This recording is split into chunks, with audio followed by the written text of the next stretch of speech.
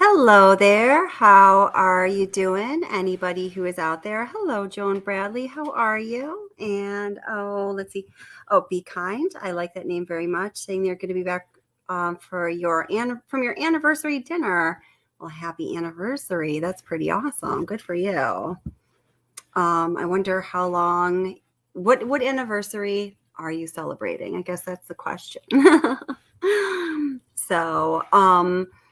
Let's see. So I hope everyone's doing really well. I live, as some of you know, in upstate New York, and we had some really strangely, wildly unseasonal storms come through in the past couple of days. Hi, Utter Nutter. How you doing? Nice to see you. And we were without power, just my household in particular, all day yesterday from the very early morning hours until about 10 o'clock last night. And like the area around us, a lot of people are still without power. So I'm hoping if something seems to go a little strange, I just want to let you know that might be why. And then I will reschedule this right away. I can't even believe it was the day after Easter. We got 16 inches of snow. 16 inches. And I mean, there's branches like all down in my backyard and all over the place. I think it was the wind that knocked the power lines down, which was crazy. Hi, RR. How are you? Nice to see you. Hi, Jody is cool. Oh, awesome. I'm so glad you're here and without any problems, my friend. That's awesome. Great. Nice to see you.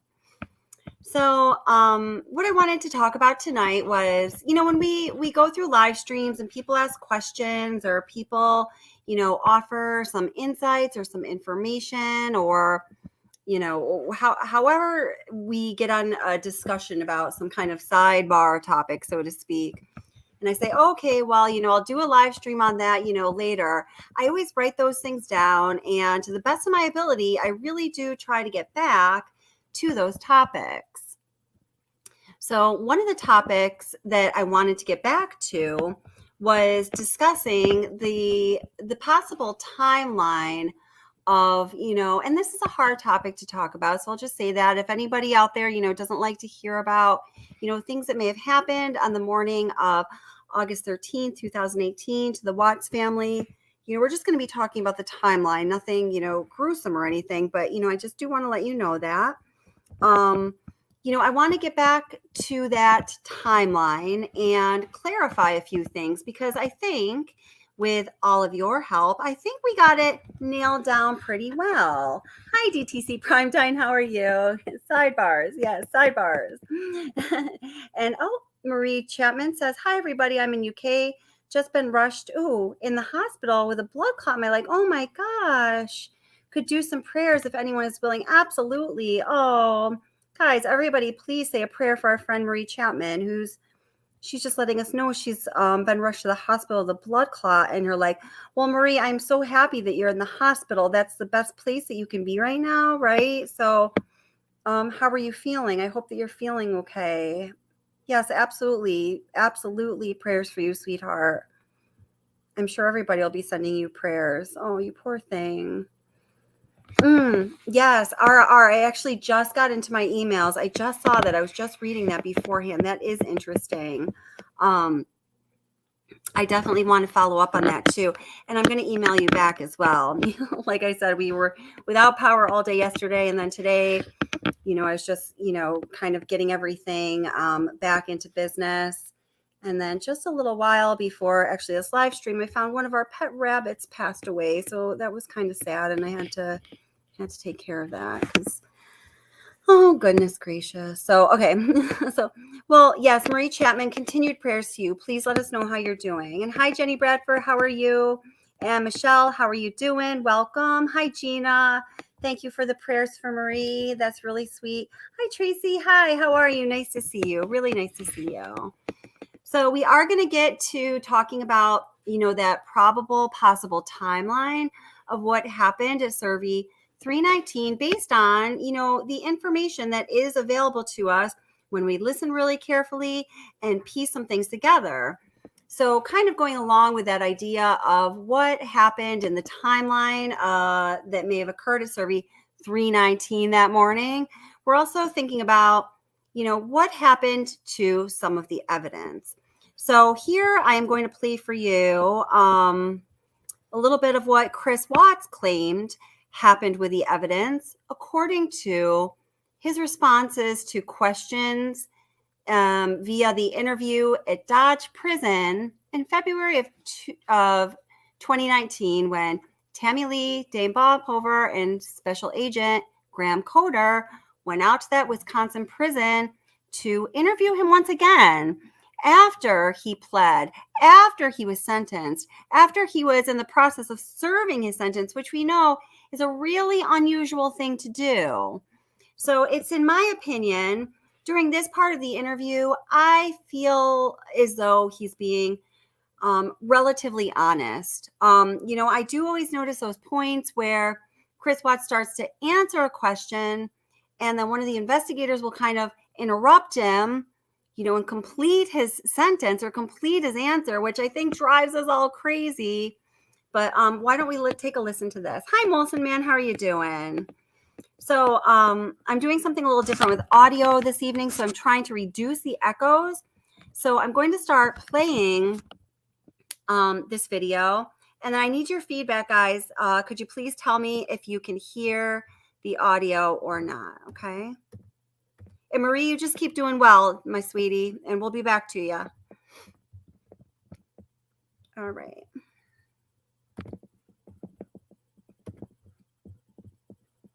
To this tragedy. So, and then did you can you hear the audio? The house? Or at what point did you? There was some discussion there with Ann Meadows. She had sent an email to Ann about like how we would go about like selling the house. Yeah. And I think Ann told her about Ann was always about getting pre-approved. Just like like if you're going to sell your house, get pre-approved for like another house, so it's like much faster. Yeah, so you quickly transition from one to the other. When did that happen? Remember? I think it was either right before we left. No, that had to have been like first week of August, somewhere around there. I think she may have contacted her. Okay. So the plan was you to buy a house. I think you told me in Brighton, you think about buying a house in Brighton. Yeah, just like she liked that Adams 12 school system or something. Yeah. So okay. I think that's what Brighton is. Yeah. What were you thinking about when you called the school that day, on Monday? I was freaking out. I didn't know, I was thinking in my head, like, what I just did, what I just done. And I didn't know, it was stupid to do anything. To call school, to call Ann, to call anybody. I mean, they were right to be, suspicious about anything. Because I knew I probably sounded eccentric on the phone and out of sorts. It was, I don't even know what they were thinking. They heard me. I think they thought it was weird, but I don't know how you would not sound weird, like you said. So are you 100% sure the girls were still around and alive when you drove out? Okay. So that's completely accurate. There's nothing else about that. They got in the truck. Okay. Where did the blanket go? Either probably in the trash can or something. In the trash? It wasn't it was still in my truck. Okay. We thought we saw some GPS where you would stop by near construction, a roll-off dumpster. Is that true, or? I think that's I dumped my clothes in there. So that would have been on the way back to the house. In my neighborhood. Yeah. When Officer Kunab was there. Okay. Is it one of those red construction dumpsters? More than likely. Okay.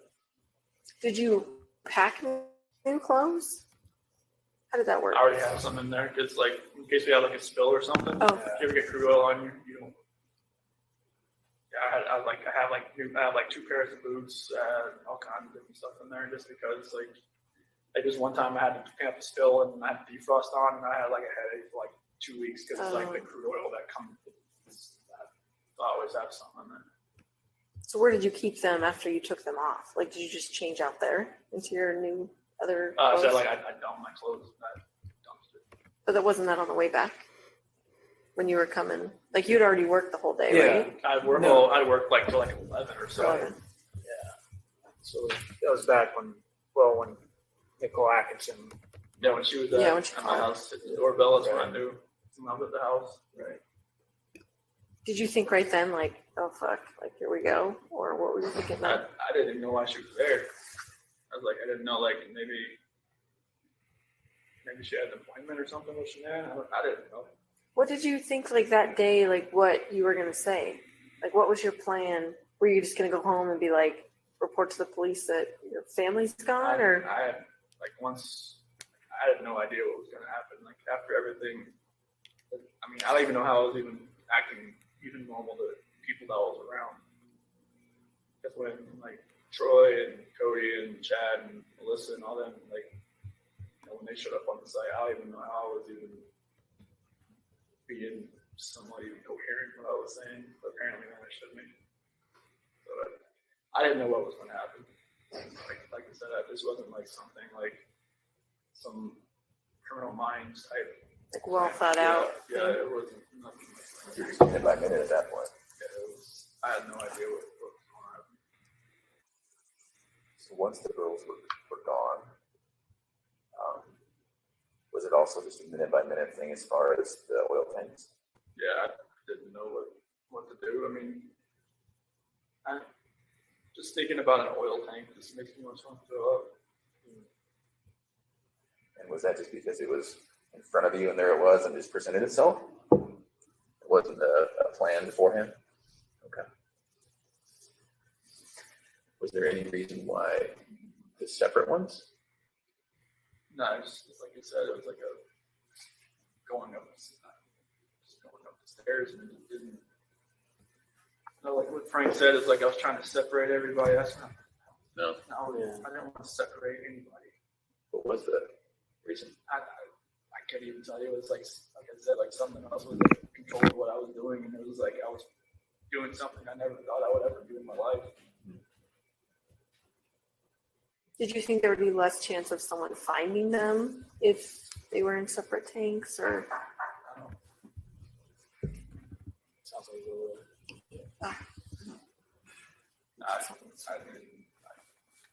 Whatever my reasoning was in my head that day, it wasn't sound. Nothing was right. And you don't even remember thinking about it. No, it was just like a reaction of something that I wasn't even thinking about. Yeah. Can you talk about the trash bags? Do you remember that?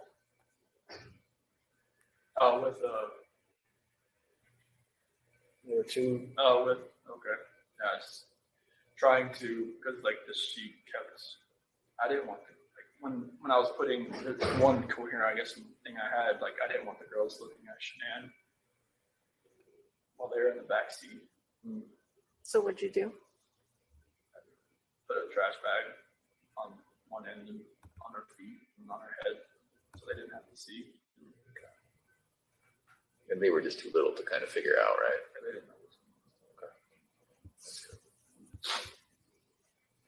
I just know, like when I was driving up there, I mean, you know, they were just, you know, sitting there, just, you know, kind of asleep or kind of just like, you know, holding on to each other, laying in each other's laps. You know, I didn't.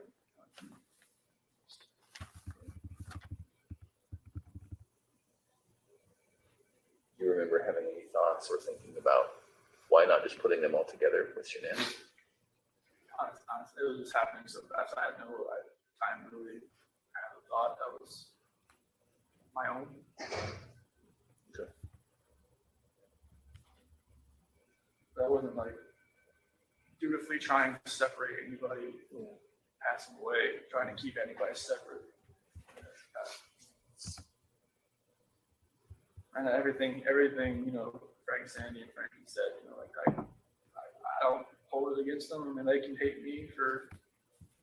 They have a right to hate me for the rest of their lives. They don't hate But, you. in fact, while we're on the subject, I speak with them weekly, and I told them that we were going to come here, and then hopefully would speak with this, and they told me to tell you. Understandably, they're devastated, but they actually said that they love you. They still love you, and Sandy explained it. He's our son-in-law for 8 years. I can't just turn that off. So they don't hate you. They don't.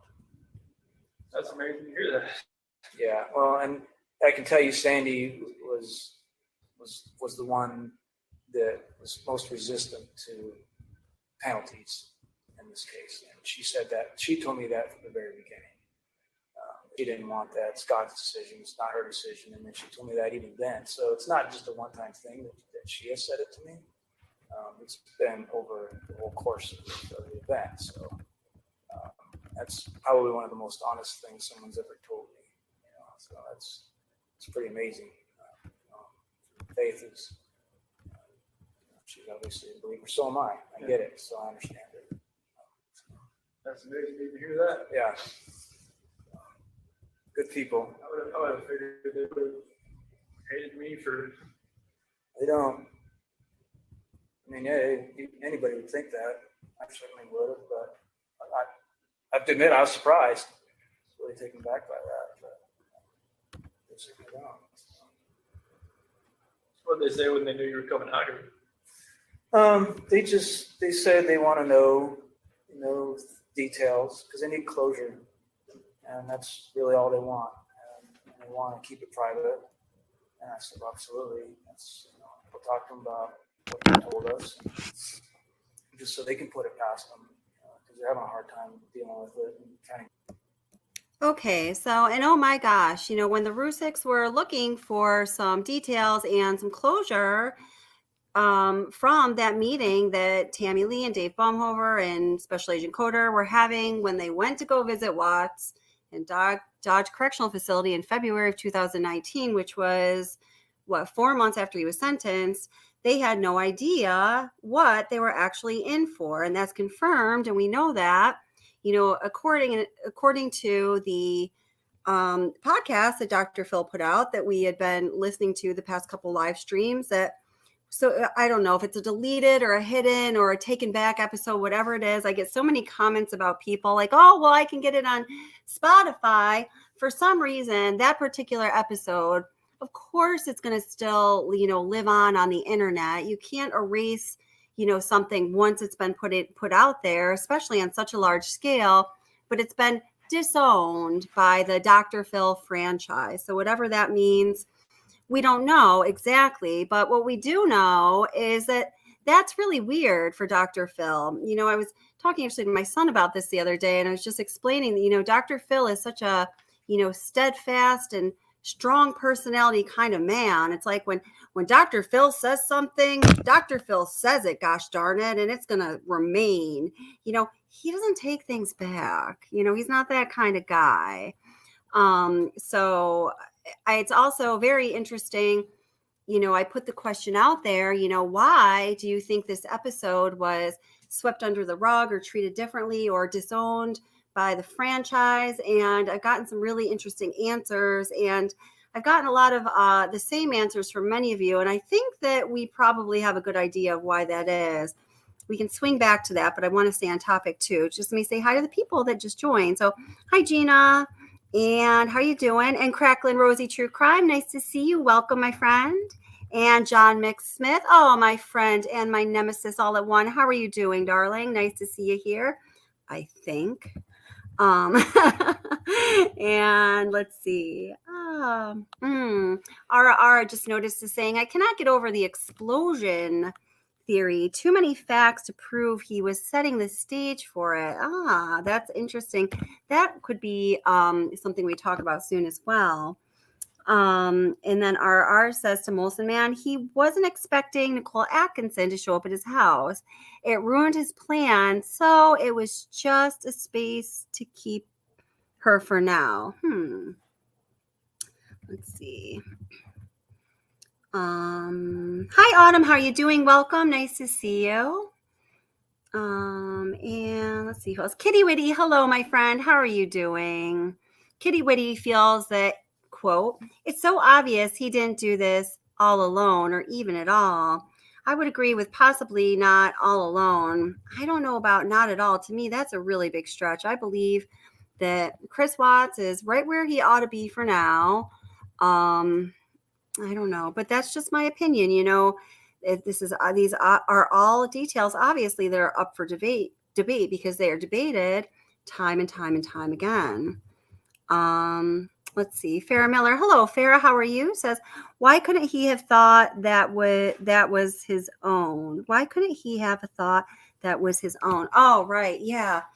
Interesting. So I was typing some stuff as we were just listening to that audio, but I find that in that audio clip, I've listened to that audio clip time and time and time again because the language that Chris Watts uses is so interesting to me. Like this language, like the idea was already planted in his head. Like there's so much language that to me says that these ideas and these plans and possibly even more, he feels were put in his head by someone else. Now, I will always say, I believe this from the beginning, and I believe it with more and more certainty all the time that at the very least, his former mistress was psychologically manipulating him. And I believe she was actively, psychologically trying to move him into a place of doing something to like permanently separate himself from his family. I believe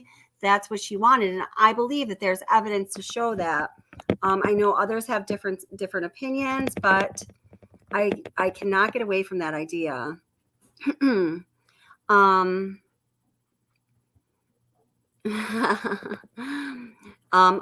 says that CW is smarter than we think. He has a high IQ. He's a master liar.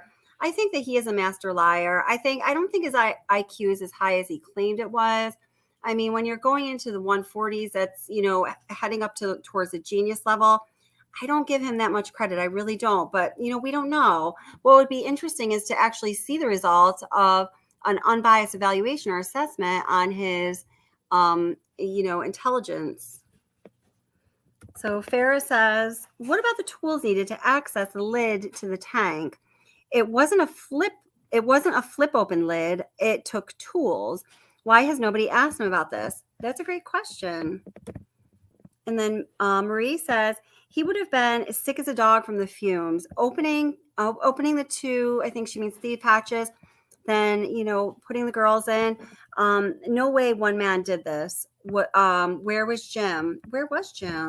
Yeah, I wonder if Jim was ever interviewed by the FBI, and we just are not privy to the transcripts of that interview.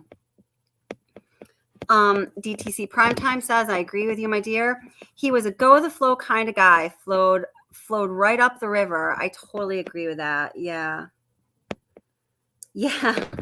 RR makes a very good point in saying, hey, Marie Chapman, who was sick? NK. She said she was feeling ill at the interview a few times. She made a pretty big deal about it because we should definitely all feel bad for her.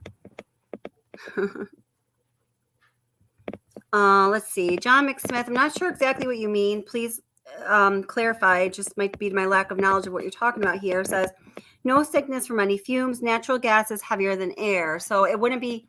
So I think what you might be saying is it wouldn't be rising up for the fumes to come up through that thief hatch, and out to whomever, was there in order for them to get sick, right? I think that's what you're saying. Yeah. And Kitty Whitty says that she just noticed in the interview that Chris Watts' former mistress' face was red much of the time. I felt like when you watch really closely, I think you can notice that her face is getting red at times when she's really being put under pressure, and she, kind of grabs for that water bottle, like almost to cool herself down. But yeah, her face was definitely red. Yeah, that DTC Primetime makes another great point and says, yes, she, talking about NK and Jim, were both sick, according to NK's father, as he stated in her interview on August 16th with CBI's Kevin Kobach. Yep, that's right. Insert darting glare from NK to dad. Yeah, that's right. She did a lot of those, didn't she? Oh, yeah, that's right. Let's see.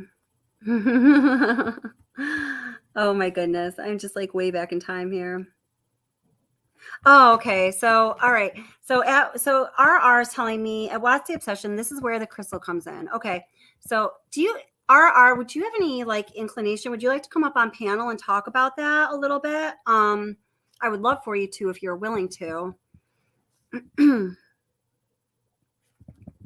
She was always asking him to Google music, and he was always looking for songs to describe NK. Isn't that so weird? You know, like in that card that Watts, you know, wrote to NK.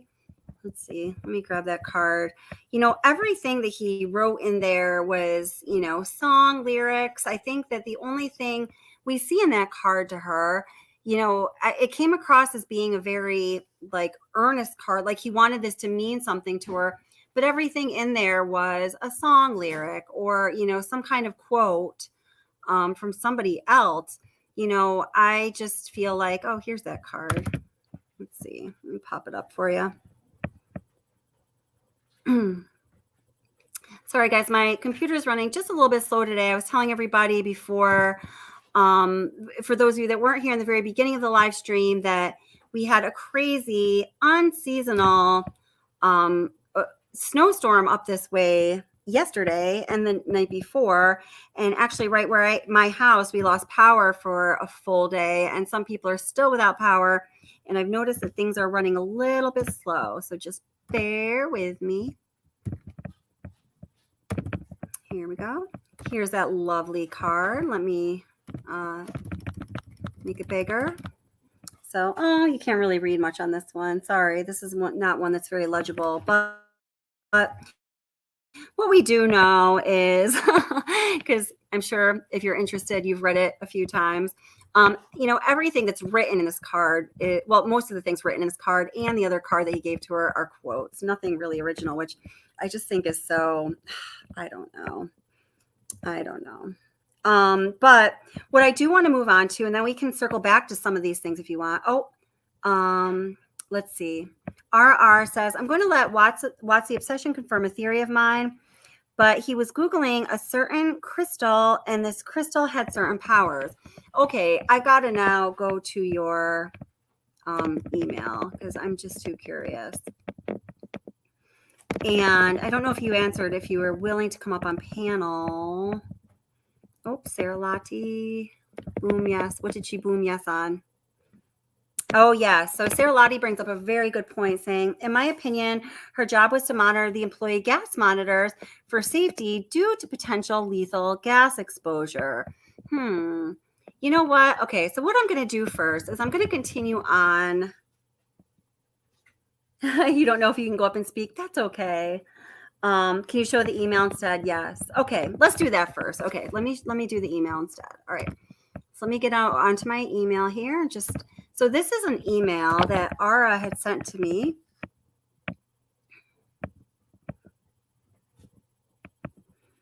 Let's see. Got a couple of them. Okay. NK was into crystals. Okay.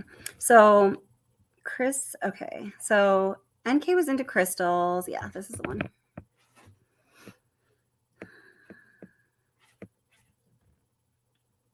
I'm definitely interested in looking this up more.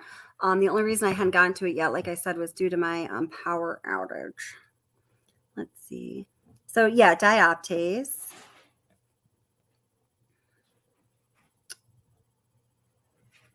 Yeah. Okay. So I did speak about this a little bit in some previous this is interesting though, some previous live streams and some previous videos. So guys, it was on July 14th, okay, when Chris Watts spent 2 hours, and this is according to the Discovery, looking up this mineral or this crystal that Nicole Kessinger had expressed interest in. So now what's also important to know, guys, is it was on that same day, July 14th, when they also went to the Mustang Museum, and Chris Watts had, I think it was like 10 consecutive missed calls from his wife. And then he finally, talked to her for just a couple of moments. And it was also on that day when Nicole Kessinger, was dragged upstairs by Dieter, and she reported that she saw a picture of Shanann and one of the girls. And she says, on her very own, that it was on that day, that very day, when she started to think, maybe Chris should stay with his wife and his family and should start to work on things, okay? But then according to Chris Watts, on that day, that's when he had to talk Nicole Kessinger down off a ledge. And he says, after she went upstairs and she saw that picture of Shanann with one of the girls, she got very upset and she went out to her car, and then she called him from the car, and she was like, kind of pouting and texting and, going back and forth. So it was ultimately also on that day, guys, when Nicole Kessinger told Chris Watts that she wanted to give him his first son. And, I've made a few videos about this. It's in my opinion, it's on that day, July 14th, that same day when Chris Watts looked up the crystal, the mineral dioptase, when he really started to put the plans in motion. And it's, in my opinion, it's on that day when Nicole Kessinger really started to push him to put the plans in motion. So let's take a look at what Ara has sent in the email that tells us a bit about dioptase. Oops, let me scroll back up. So dioptase, guys, one thing I do know about it is it's connected to the heart chakra when we're talking about like the energy centers of the body, like a la, yoga and, energetic healing and all of that stuff, Reiki.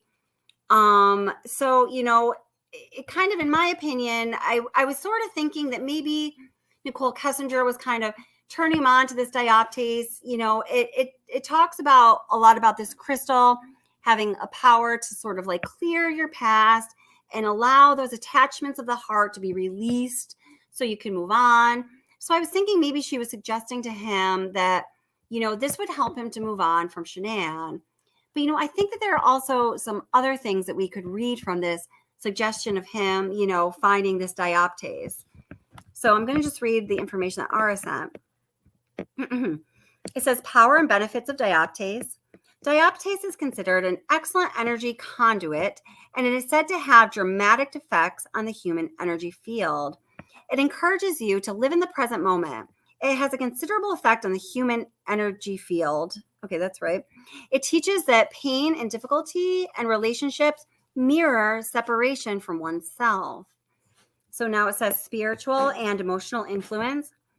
Dioptase is often used as a crystal for past life regression, reliving issues from a past life. It is beneficial for spiritual attunement and metaphysical vision. It facilitates spiritual atonement. And then it goes on to say, it brings abundance, vitality, and balance, helps initiate change, renew ideas, and bring into the moment and being in the moment. Sorry. It is a stone that supports a positive attitude towards life and works in all areas of life to turn negative into positive. Continues on to say, the physical connection. Dioptase is thought to be good for the lungs, immune system, circulation, heart, and stomach. It is said to lessen fatigue and helps overcome shock. Oh, this is interesting. It is also thought to help alleviate pain and migraines. It is believed to help heart conditions. It is also thought to be good for the development of babies. It is said to help with nausea, ulcers, Meniere's disease, dizziness, AIDS, varicose veins, and a heart condition. That is kind of interesting. I wonder if any of you have any thoughts on that. Hi, Nancy Ann. How are you? Nice to see you, my dear. I was thinking about you all day today. I meant to call you, but I don't know if you heard, we've been out of power from this unseasonal storm, and I had a lot of things to catch up on today. Yes, everyone, please be respectful in chat. Please, please. So, oh, goodness. Let's see. Oh, so Michelle suggests that maybe I should be more organized when hosting live forums. It's very hard to follow when you jump all over the place. That's a good point. I do try to work on that. I do also try to respond to people in live chats as they ask questions. So I also haven't done a live chat in a while because of the electric issues and having to reschedule and whatever, but I appreciate the suggestion. I will keep it in mind for sure. So that's very interesting, Ara. And we will keep following up on that. Yeah, we got 16 inches. Yeah, and crazy wind, Nancy. Okay, so going back to the timeline of what likely happened at Cervi 319 on the morning of August 13th, 2018. Now, one of the factors that would influence whether it was or was not possible for Chris Watts to do everything that he needed to do in the time that existed was how long would it have taken him to dig that very, very shallow grave that John, what the heck? I just read your last comment. That's funny. I'm not going to pin it because I'm afraid YouTube doesn't like that kind of thing, but that's really funny. Is how long it took Chris Watts to dig that, the very shallow grave that Shanann was, very sadly placed in. So let's listen to a segment of of what Watts said when he was being questioned by Tammy Lee and Graham Coder. Guys, this was right after his father, Ronnie Watts, left the interview/interrogation room in the Frederick police station just before Chris Watts was actually arrested. So that's, the time frame we're working with here, okay? So let me share that screen. Oops. Okay. Yeah, that's fine. And Ara, let's definitely get back to the question about the dioptase. I think it's a really interesting question, and keep bothering me to follow up on that because I've been wanting to do that for a long time. There's just so many topics to cover. All right, here we go. So listen carefully. The audio is tough here, but listen up.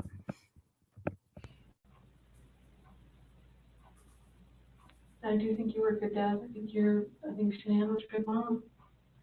I think you guys were doing everything you could possibly do for those girls. I mean, look at them. Why didn't you put Shanann in the tanks?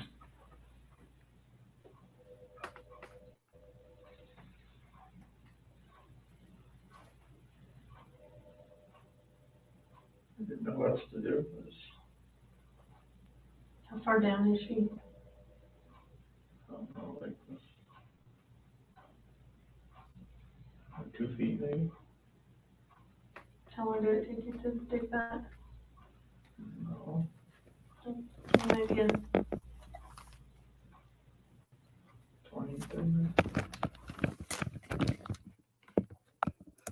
All right, did you guys hear that? I'm going to go back again so you can hear from his own mouth. He said, Graham Coder asked why Shanann didn't go in the tanks. And then Tammy Lee asked, how long did it take you to dig that? And he says, 20 to 30 minutes.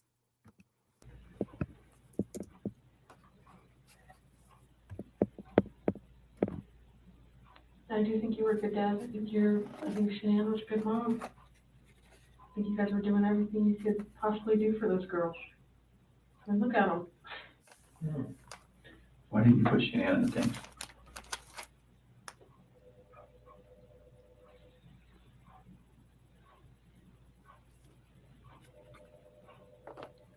I didn't know what else to do. How far down is she? I don't know, like 2 feet maybe? How long did it take you to dig that? No. Give me an idea. 20, 30 minutes. Does anyone ever like go up this ladder and like look in things? Mhm. So how are you gonna avoid that? Or is it you that does that? Uh, Okay, so oh gosh, there's so much here. Now, in chat really quickly, you guys are bringing up some very good points. At some point, I saw that Ara asked, remember those two little holes next to Shanann's gravesite, temporary gravesite? Do you think that those were made after? And I think that there was something interesting about those holes too. And Crackling Rosie True Crime says the two small holes are rarely mentioned. I'll see if I can find a picture for you. Oh, and Summer Breeze says something about that as well. A hole the size of a shallow grave is hard packed clay, would have taken several hours. I think NK and JG, meaning Jim, took care of the girls, and Chris did Shanann and only her. He took blame for all three of them. Now, this is interesting, Oh gosh. Well, here, in my opinion, is the problem with the investigation never being fully completed. Some people say that, in that spot, the earth was hard clay and it would have been very difficult to dig a hole even for that very shallow grave. Some people say that the earth there at that time is more, it's like almost like dusty, like sand, and it's not really packed. I know that, and I don't know what the answer is. I do know that, from the videos of the people, just YouTube creators and whatnot that have gone out there, like Save Robbie and True Psych Ward. Oh my God. Dr. B from True Crime Psych Ward. Yeah. When they sort of just, knelt down and kind of dug their hands into the earth, they sort of like picked up the little bit of the earth and just let it crumble through their fingers, almost like sand. But that's not to say that it was the same consistency a foot down. It may have just been that kind of sandy grain consistency on the first couple inches. Then as you went further down, it was more of that hard clay, like Summer Breeze just said. So, all we have to go by at this point really is, what Chris Watts said. So John Smith says, I've been 30 miles from there. Well, what do you think that the consistency of the ground would have been? So Summer Breeze again, reaffirms that the earth was hard packed clay underneath a shallow sandy layer on top. I think that makes sense. Okay. I think that makes sense. So, well, let's just go with the 20 to 30 minutes. Just let's say if it did take the 20 to 30 minutes, and we know that that's not something that we can 100% rely upon because, well, this is Chris Watts giving answers. Hello, Sharon Norris. Welcome. Let's take a look at a couple of things. So first of all, we have, let's see here.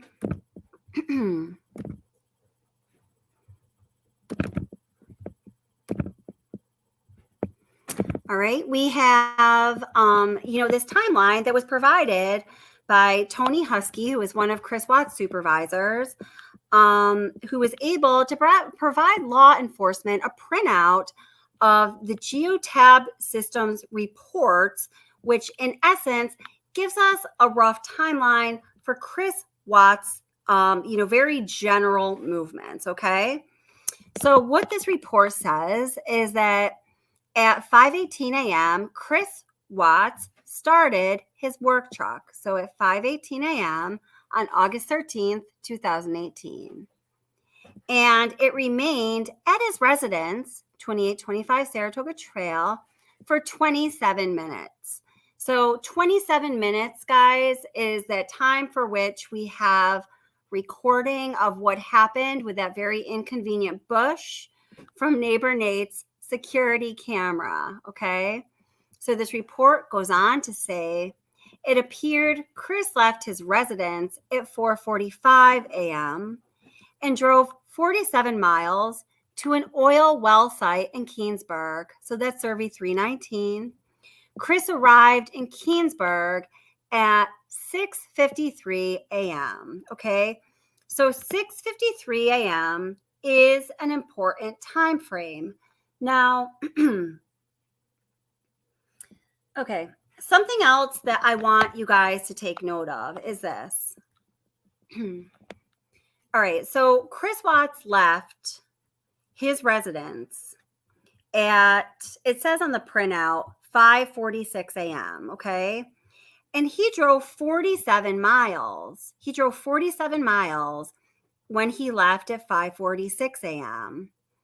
So he arrived at Cervi 319, guys, at 6:53 a.m.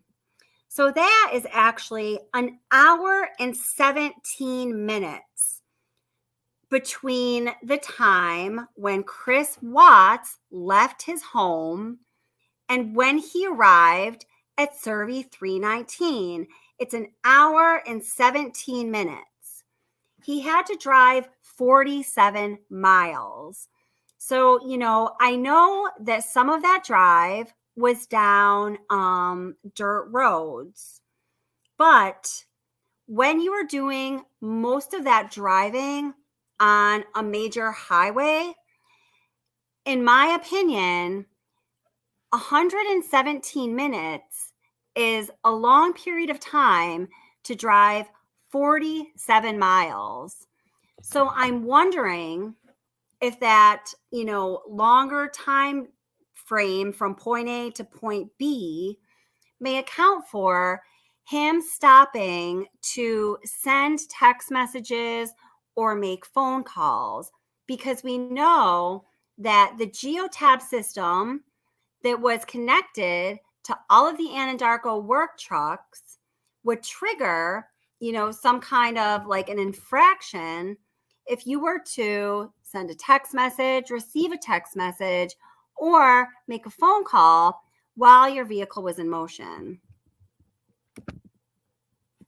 So let's see. Y'all following me there?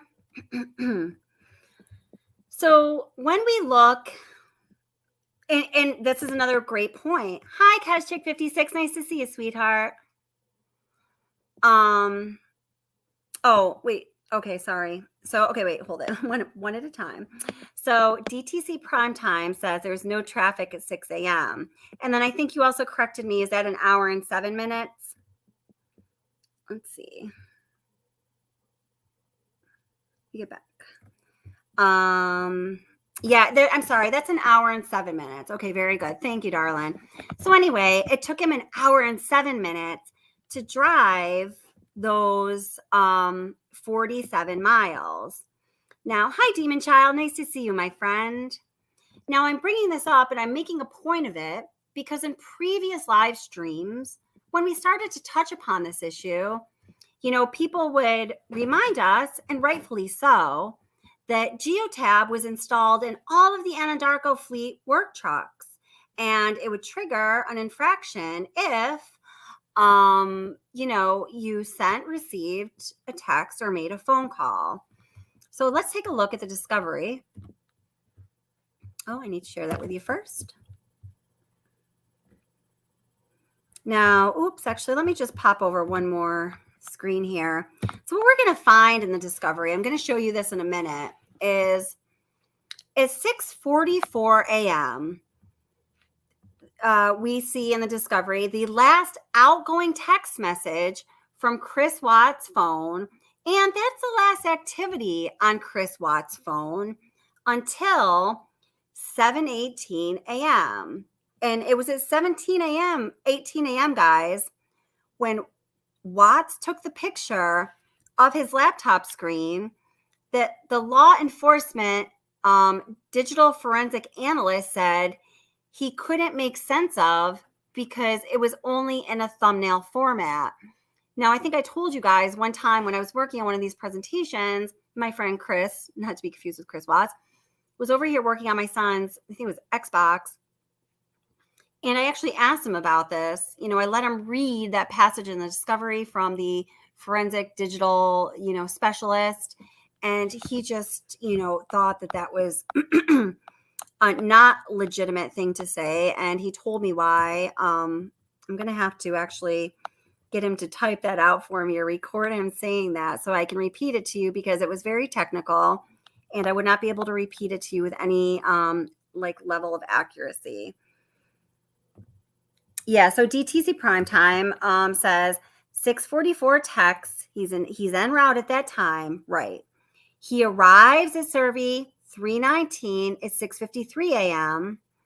And then the next activity on his phone is not until 7:18 a.m. So, the way I was making sense of that timeline, of knowing that about his timeline in my mind, is that, he sends that outgoing text at 6:44. I believe that there was time for him to pull over and send the text that he needed to send. Now, I'm sure that he was under a sense of absolute urgency to send these texts, knowing what he was traveling to Cervi 319 to do, and knowing that his coworkers could possibly be there. I mean, he had to get those texts out. So considering it took him 1 hour and 7 minutes to travel the 47 miles that it takes to get from his home at 2825 Saratoga Trail to Cervi 319, I believe there was certainly time in there for him to stop or, do whatever he had to do to make the phone calls. So here's where we're looking at the discovery document.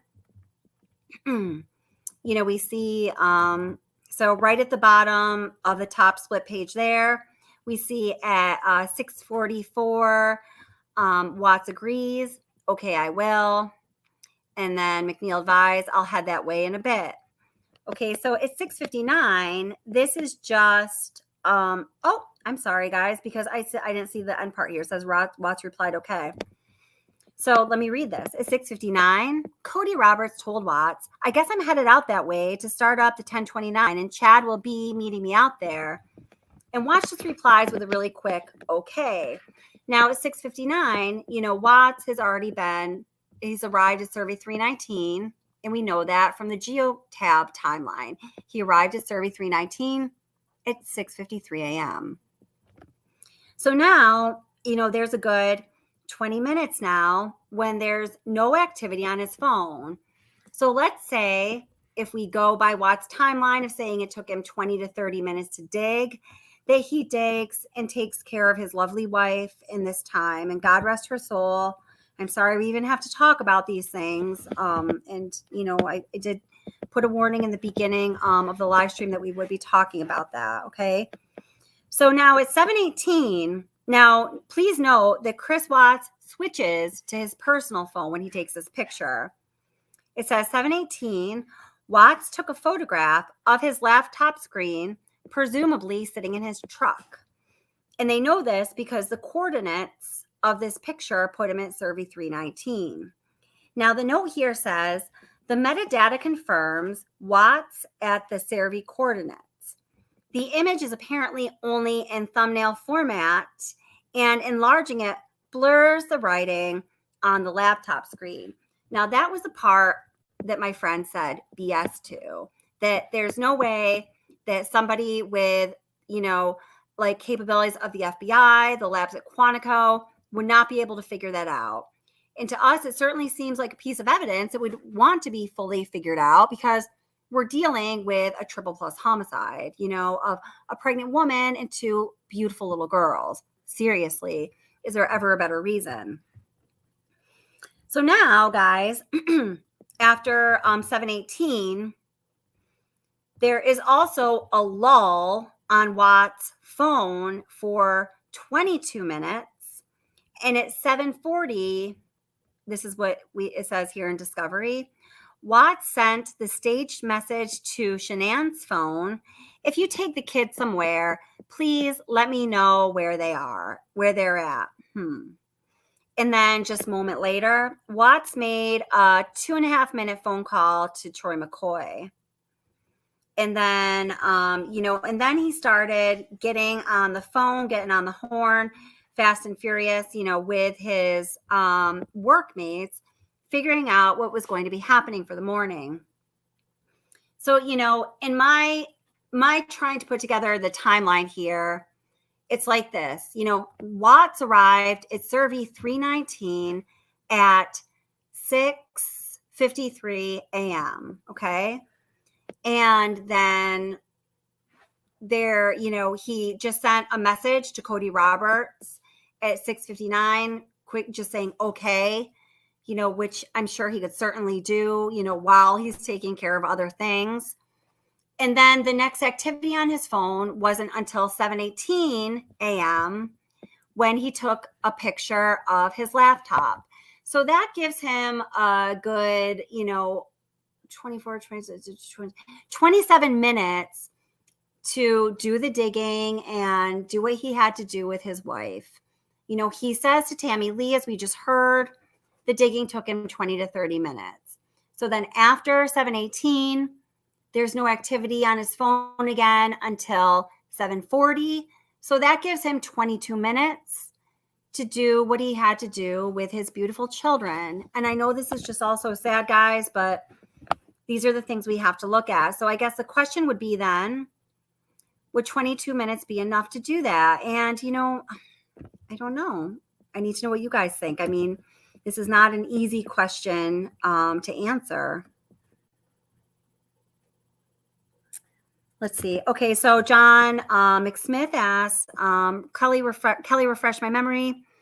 Are there only FBI documents in discovery? John, nope. There are documentation from FBI, CBI, Frederick Police, for all three of those agencies. All of those, yeah. Hi, Kelly. Searches equals answers. And I think I think you're answering the question I just asked. Is that 22 minutes enough time to do what he needed to do with his beautiful little girls? And Kelly says no. And I trust Kelly's, I'd like to hear more of her opinion. I know she's deeply investigated this case. Hi, Angie. How are you doing? Hi, Daisy. Angie says, you can't dig a hole in 20 to 25 minutes. It's harder than you think. And that very well might be true. Yeah. Okay. So Daisy L says, the dogs did not alert to the truck. Well, my recollection of what happened with the work truck, Daisy L, is that, in their initial search, I remember the dogs, went to the work truck, and, I've heard people use the term like a soft alert, but in that initial search, law enforcement could not go into the work truck because they had to do this really difficult thing of obtaining a search warrant because it's property of Anadarko. Why they didn't do it right then and there, I will never know. But the fact is, they did not obtain that search warrant to get inside the truck. So it's my understanding the dogs never actually went inside the truck. So we don't know if they hid or not because the situation never came about. We do know that CBI refused that evidence from the work truck on September 4th, 2018. That was the trace lifts from the back seat, from the center console, and the driver's seat of Chris Watts' work truck, which is so super sketchy in my opinion. Let's see. Hello, Diane. Hi, Aaron. And let me just say hello to a couple people. Hi, Chick Tracy. Welcome. Nice to see you, my friend. Hi, Colby. How are you? Colby Cheese Whiz. I love that. Let's see. Hi, Kevin. Nice to see you. Happy you're here. And let's see.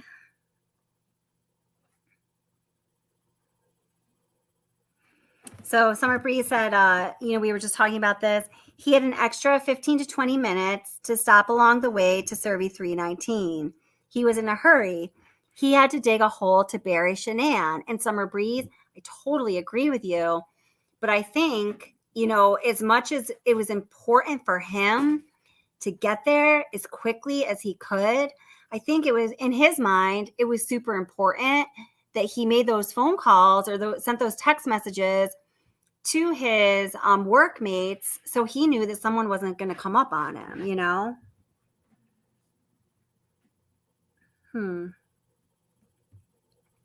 Let's see, Nick, something.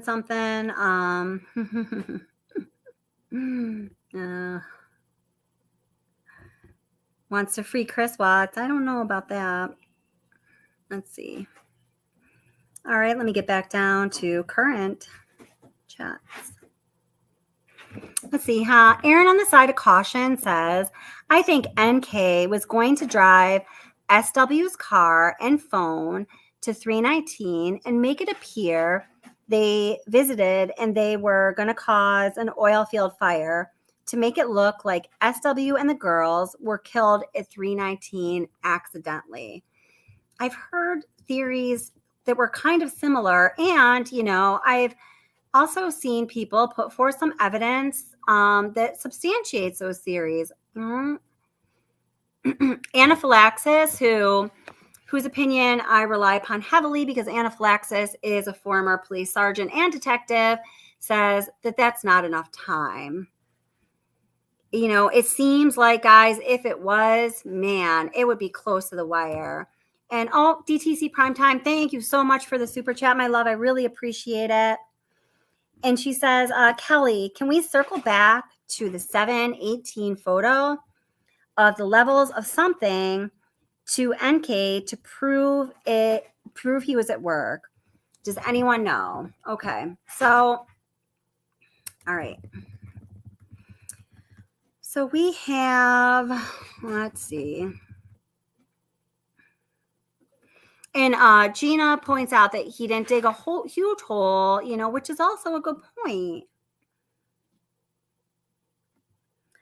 Kevin chimes in saying, to put those kids up in those tanks in 22 minutes, he was very fit. You know, I was thinking that just before this live stream started, Kevin, that, you know, like even for myself, I have been, you know, and around, I'm just a few years older than Chris Watts. Like at various stages, I've, you know, been doing like physical training and I feel like in very good shape, and then, you know, not so much. And, you know, when I do, you know, different physical evaluations, I know that I am much more capable of doing a lot more in a shorter period of time when I've been training and working out. And I think that Chris Watts was in that, you know, physical state where he'd been training and working out. So Kevin also points out that, you know, the oil tanks were only like 25 feet high, you know, and that's another good point. And I agree with you, Kevin, when people say like, oh, you know, he had to go up those stairs twice, you know, I feel like, well, yeah, he could have done that, you know, especially given like the boost of adrenaline that he probably had running through his system from, you know, just what was going on. And also the fact that he was very fit. And let's not forget the Duo Thrive patches.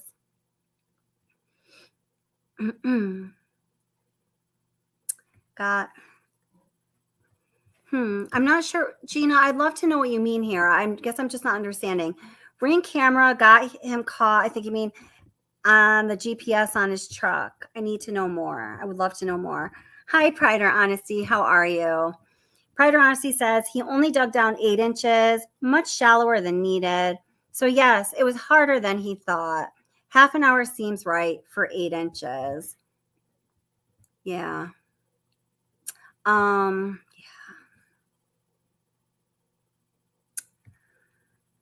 Angie 70 said, oh, and I have to dig a hole for my bunny that just died before this live stream tomorrow in the cold ground. I'll tell you how long it takes. Angie 70 says, when my dog died, it took my hubby and my brother like an hour to dig a hole big enough to bury him. Yeah. I mean, yeah.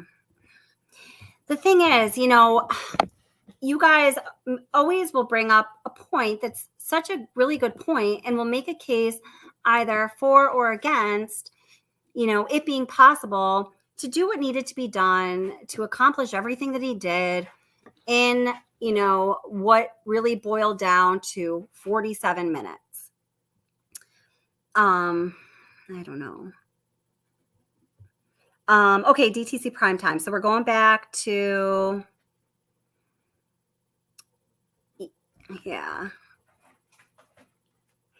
Yeah, I did see the super chat, Ara. Thank you, DTC Primetime. I think I said thank you. In case you didn't hear me, thank you so much.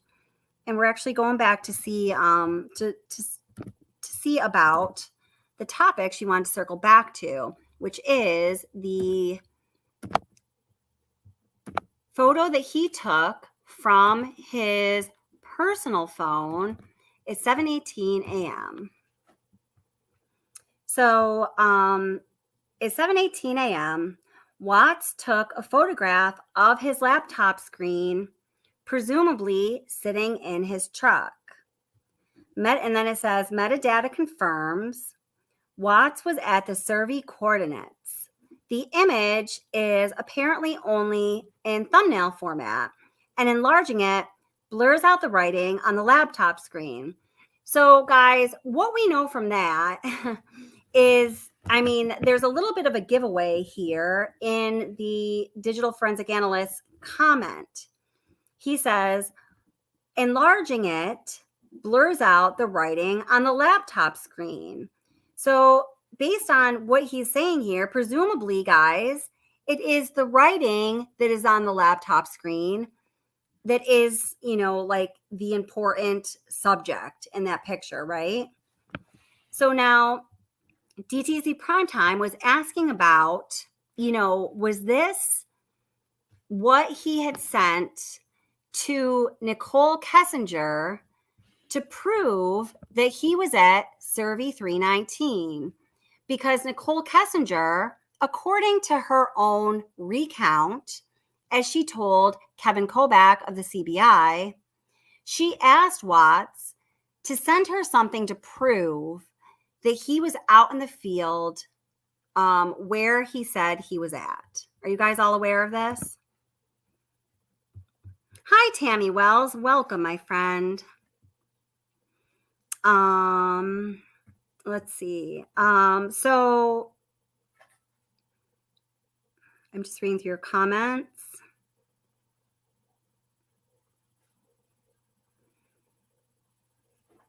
Let's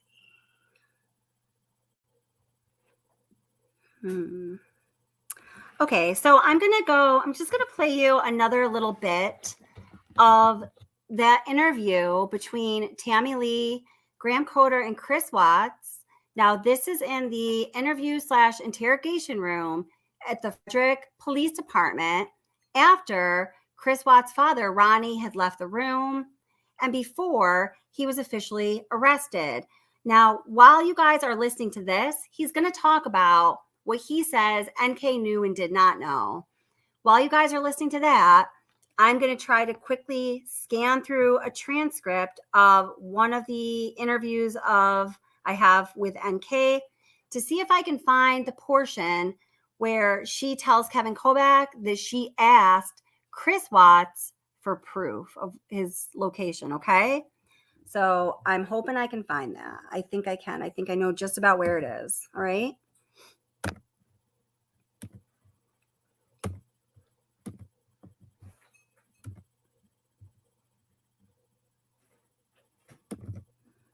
Try to be as organized as I can with these things. It's a lot of work, guys.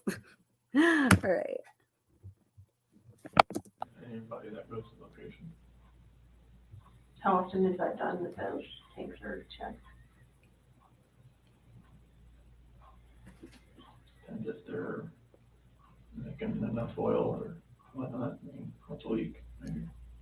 So do you want someone to find them? I didn't know what else to do.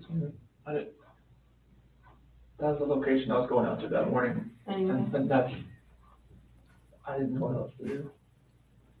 so you weren't thinking that far ahead? No. Okay.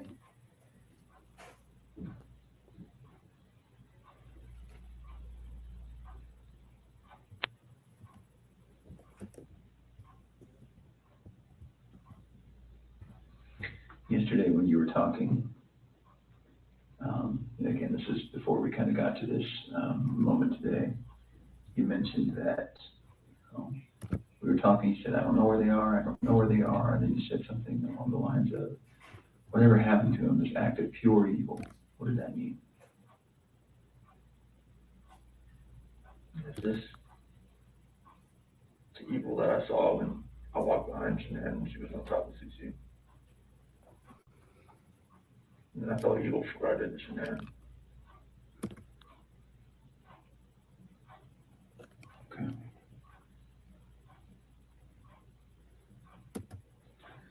So, one other thing that doesn't make sense to me is, well, I don't know.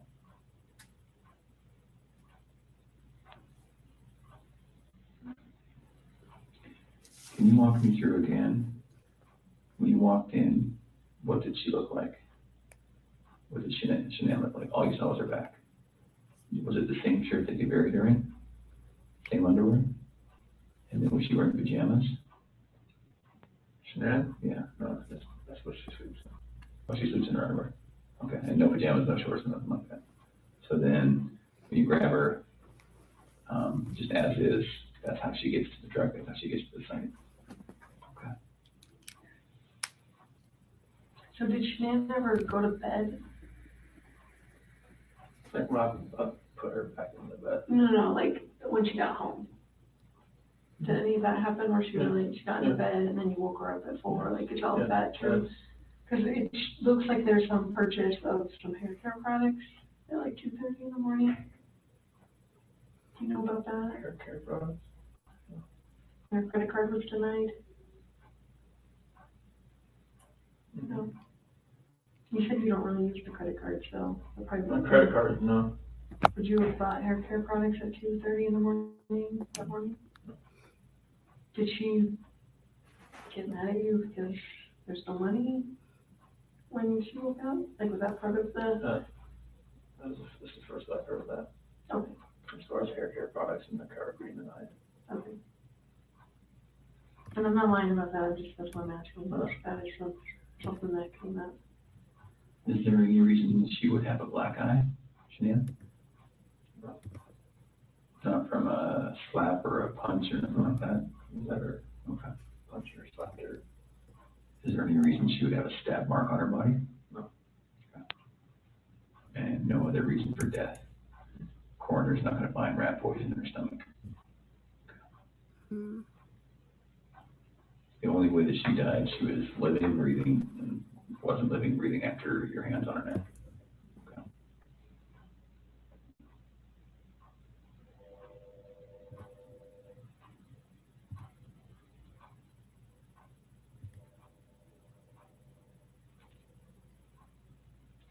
What were you talking to Nikki about before your wife got home?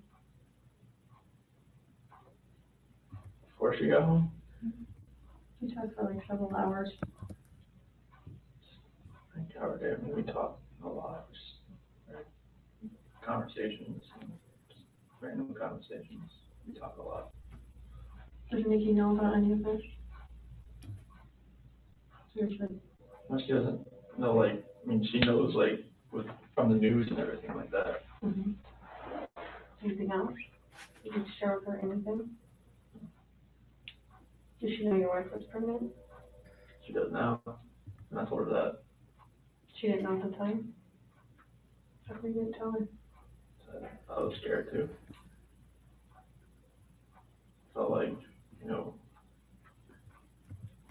like she wouldn't even like gone on a date with me if she knew that. So it's, Did she know you were married with kids? yes. Okay. But just not pregnant kids? I told her that, you know, like we had actively tried before we met. Oh, try to get pregnant. Okay. So she knew that. You can imagine that when we go talk to people going forward, everyone's gonna try to distance themselves from any of this. Yes. And so what's gonna happen when Nikki says, no, it was our plan to kill everyone and run off together? She's not gonna say that. Okay. We were gonna talk to her. Absolutely. We have to. So can we get ahead of that for you? Can we get all of that out right now? I mean, so are you sure she's not gonna say, oh, I kinda knew he was gonna kill him? No. She's not gonna say that? No. Okay. And she's not gonna say, boy, we were making plans about buying a house or an apartment.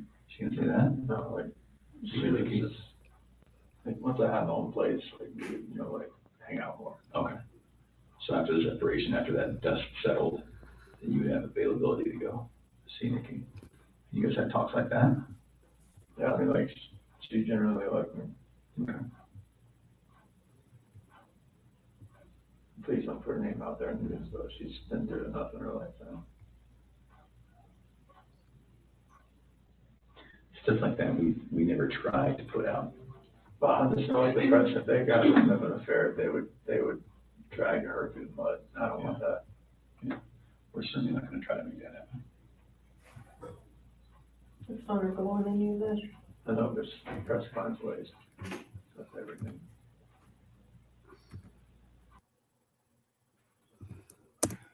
Okay, so I'm going to, let's see, I'm going to switch over to this other interview recording and see if I wasn't able to find it in the transcript because the transcript of this particular interview is not very clear because the speaking is not very clear.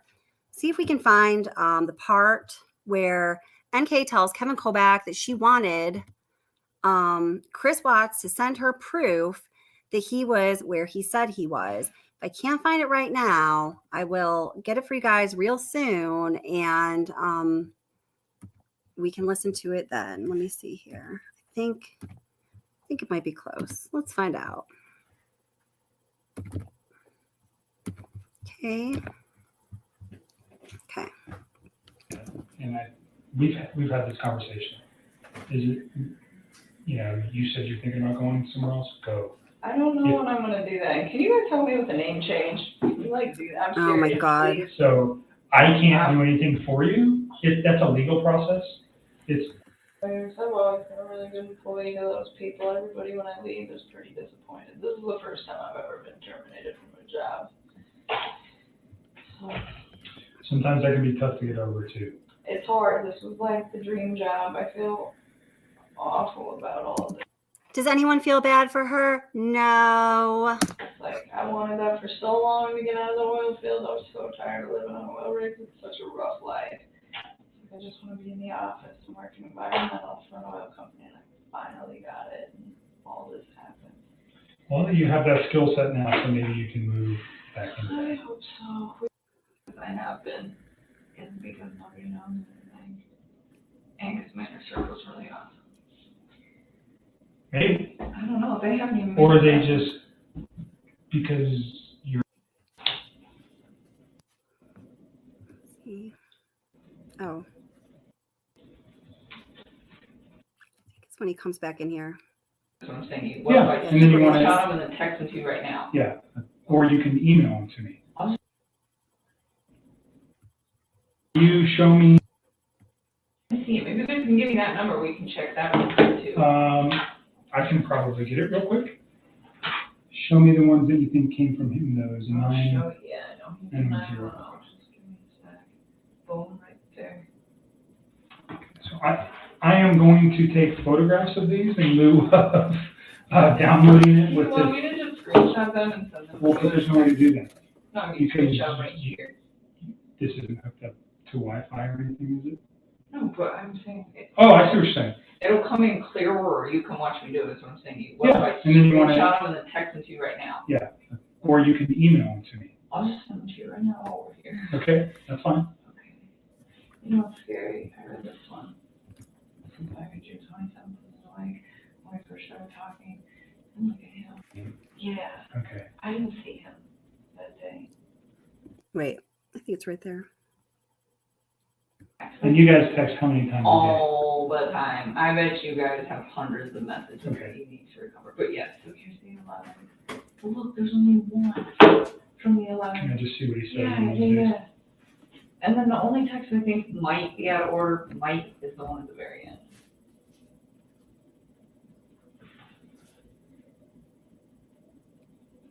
I just wish they were more complete, and I don't understand why they're coming in bits and pieces. Like, what's causing that? So the 10th, oh, you went to the Rockies game. Yeah, Okay. I didn't see him that day. I was, we went to the birthday party, And he said, oh, this guy always barbecues.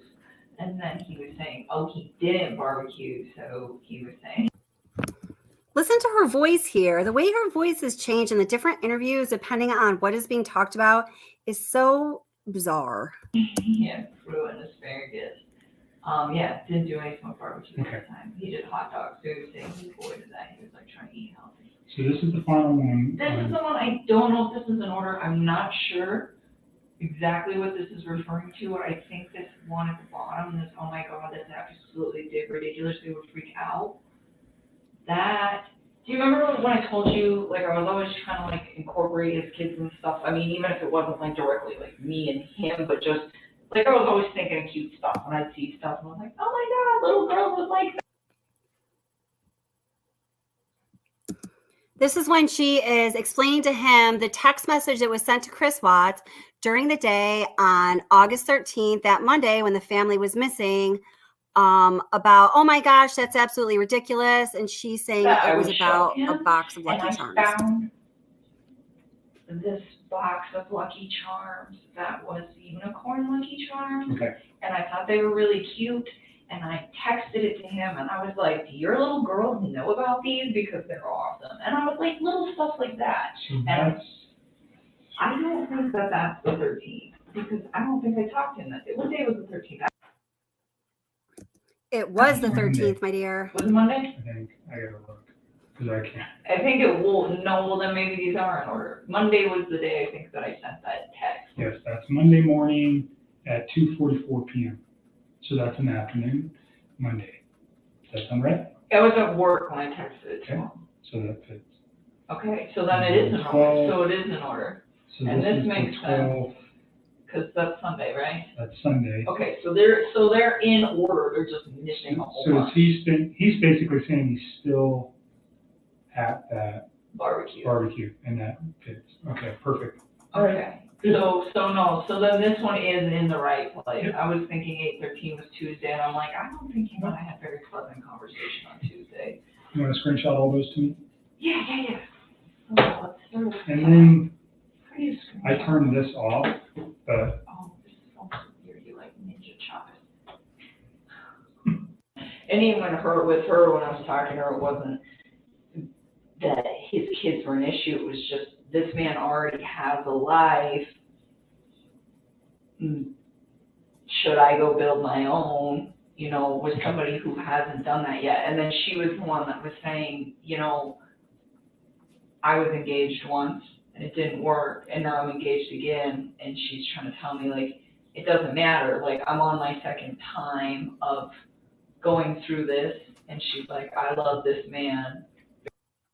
So here she's telling Kevin Kovac about her conversation, with her friend Charlotte, who she told about Chris Watts just the day before the murders. And she had to really get cornered to even tell investigators about that, because initially she told investigators that she had not told anyone about Chris Watts.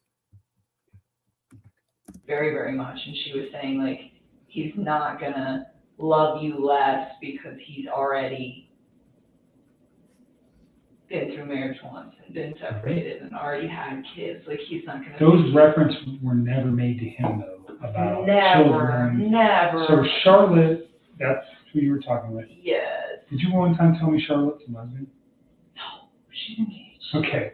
Were you talking about one of your friends that might have been a lesbian at some point? That's not the case. I don't think. What I'm trying to make sure is that there was never a conversation that you guys had that he might have thought that you were saying, I can't be with you if you have kids. I wouldn't be with him if I couldn't. Okay. So I'm just making 100% sure that those. I promise you. Okay. I really want you to pull these texts, because all the stuff I've been telling you will, think of. And I hope we can. I haven't been very lucky with. Right. So, I mean, I'm not gonna go tell the whole world, like, hey, I've got this guy, and, I'm gonna take in his younger one, Cece, call her Rampage. Yeah. She's like, she's wild, and it's not just me. lying to everybody, all of you. Ew. And everybody stood up for him. His friends stood up for him. I really thought she left. I was like, let her fucking go. She'll come back in the day. She'll be all right. Let her cool down. She'll be here. It'll be okay. Have me convinced. I think she's just upset. And then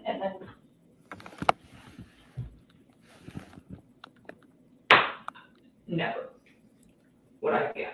I mean, even now, when I go back through this stuff, that I'm like, it doesn't make sense, or it seems a little off.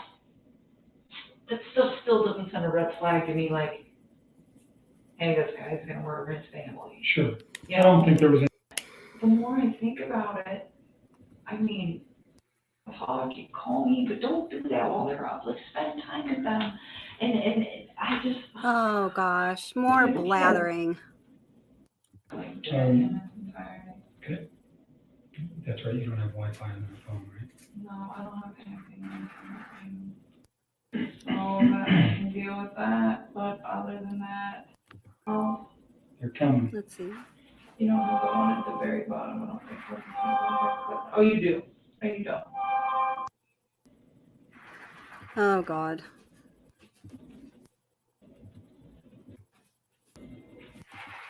So what about on the 13th?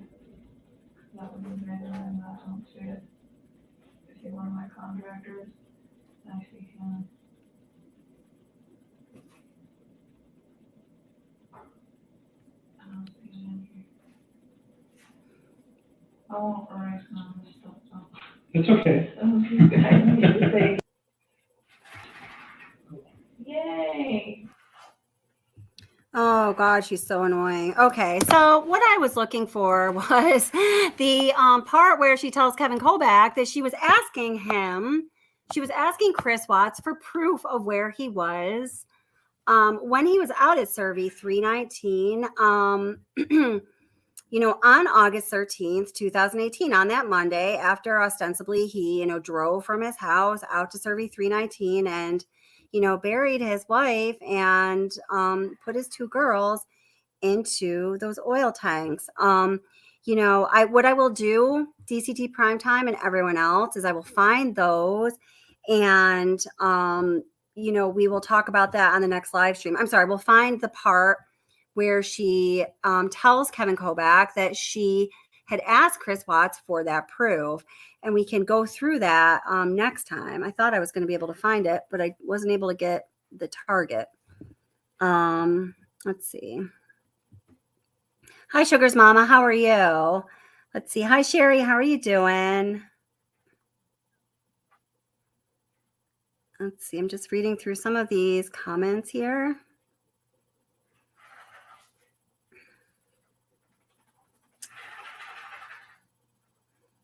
I know. Summer Breeze asks, how could someone be so callous as to put those girls into the oil tanks? I don't know. Had anybody else heard this? I'm going to tell you something I had heard from a couple sources that are kind of confidential sources, but they're good sources. I definitely don't have their permission to disclose who they are, but I had heard that both girls actually had broken collarbones, which was not part of the autopsy that was actually disclosed to the public. Now, I do not want to start any false rumors if that is not true. I was told that by two very good sources that I don't have permission to share the names of at this time. I can, circle back and ask them if I can. But I guess what I want to know is if anybody else had heard that.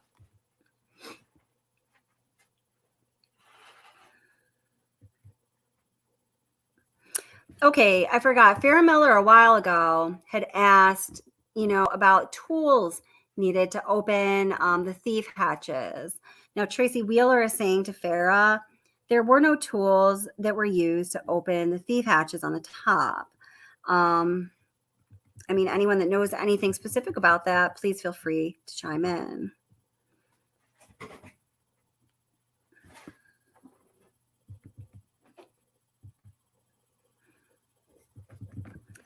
Tammy Wells, what is your question, my dear? Hi, Aussie Girl Jen. Welcome. How are you? Thank you guys for being wonderful and respectful in chat as always. You guys are great. Yeah. Okay, Tracy, you're right. That's right. Well, yeah, Chris says to Tammy Wheeler and Graham Coder, they ask about that. And he says, well, no, like all you need to do is open them, like they're asking a stupid question. Oh my God, that man. Thank you, Tracy. That's right. Tammy Wells. Yeah. He did just ask about Shanann having a black eye. I know that stood out to me as well. I was wondering if what Graham Coder was doing there was to just, put out certain possible situations to see how Chris Watts reacted to them. I'm not sure about that though. I that caught my ear as being a little bit curious as well too. Aw, hi Pamela. How are you, my friend? Nice to see you here. So DTC Primetime is asking, do I think it was planned? This is a hard question, and I'm always careful in answering these questions because I don't want to say that I've even developed an opinion that's not really like well informed. What I can say is from everything that I've researched and studied and heard, and that other people have researched and studied and presented, and of course I always double check these things before I actually commit them to knowledge about the case.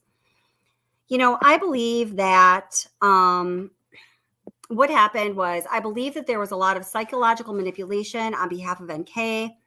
I think that there was a deeper exchange than either parties are willing to admit between Nicole Kessinger and Chris Watts about, what needed to happen or what had to happen with his family in order for Chris Watts and NK to have a future together.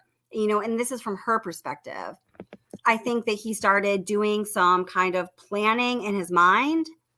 I think that there was a lot of already existing frustration there about Shanann. And, he mentioned the way the girls were treating him, that the girls were starting to talk to him the way Shanann was, and it really bothered him. And, I think that Shanann had a lot of really great qualities, but she was definitely a domineering and controlling person. That's for sure.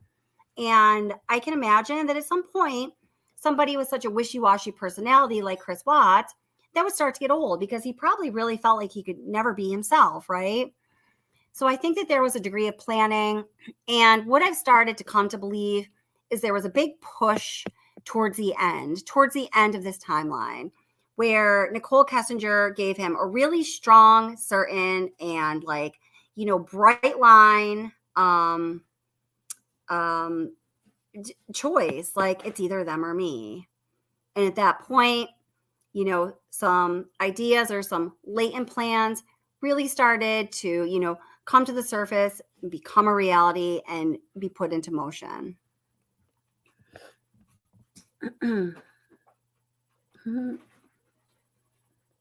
Yeah. Yes, definitely. Her NK's reason for deleting her phone data is a sham. That's for 100% sure.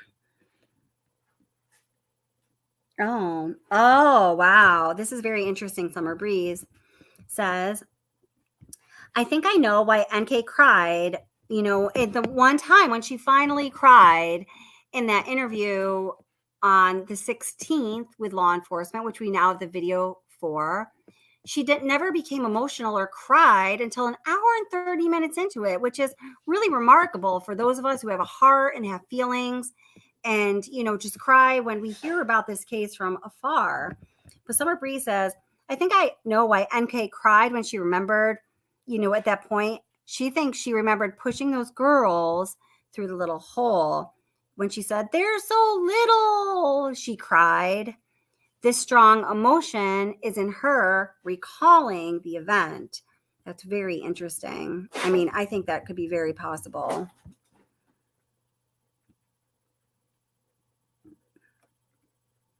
Yes. So RR says it was August 4th when she Googled Shanann Watts' Facebook. It's in Discovery on page 1906.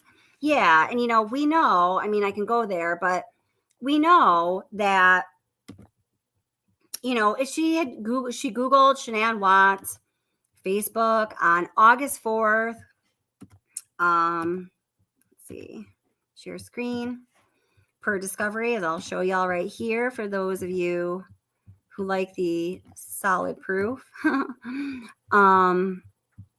which you should. All right. Oops. Let's see. Yeah. Oops.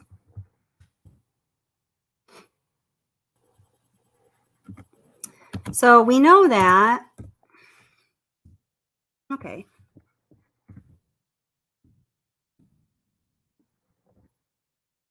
Okay, so we see here at 14:10, so that's 2:10 p.m., Kessinger searched Google for Watts and Shanann's Facebook accounts.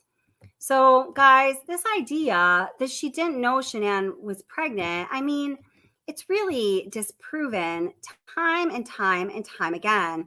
And I think it's such a big deal because her whole reasoning for deleting the text messages and any message and any any clue of her communication between herself and Watts, who is being arrested for, is being charged for murdering his pregnant wife and 2 baby girls. Her reason for deleting all of that and breaking her SIM card was that she just found out that Shanann was pregnant on Tuesday the 14th, the day after they went missing, the day after they were likely murdered. So we know that she had searched Shanann Watts and Chris Watts on August 4th, and we know that, I'm looking for the picture here, on August 14th, on July 14th, Shanann posted, give me a minute.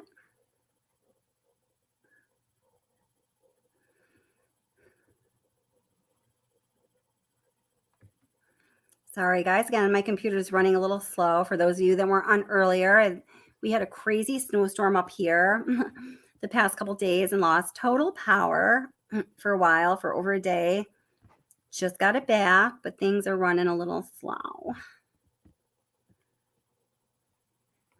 So anyway, what I'm going to show you is that Shanann had posted a picture of a little onesie that she purchased for, the baby that was in her belly. She was 15 weeks pregnant at the time. And she posted this picture on Facebook on July 14th, 2018. It remained on her Facebook page. It was not taken down. So, if there's any question in anyone's mind that Nicole Kessinger had in fact seen that proof that Shanann Watts was pregnant, and the caption, on that picture said, first outfit for baby Watts. So if there was any doubt that Nicole Kessinger knew that Shanann Watts was pregnant with Chris Watts' child, that doubt really should be removed when you put those two pieces of information together. Give me just a moment here.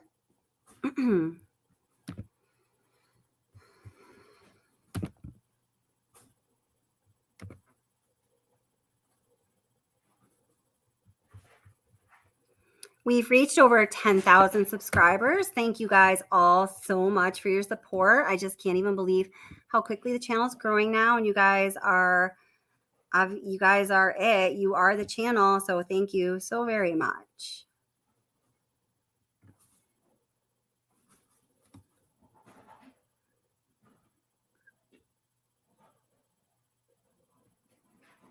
Here we go. So let's see.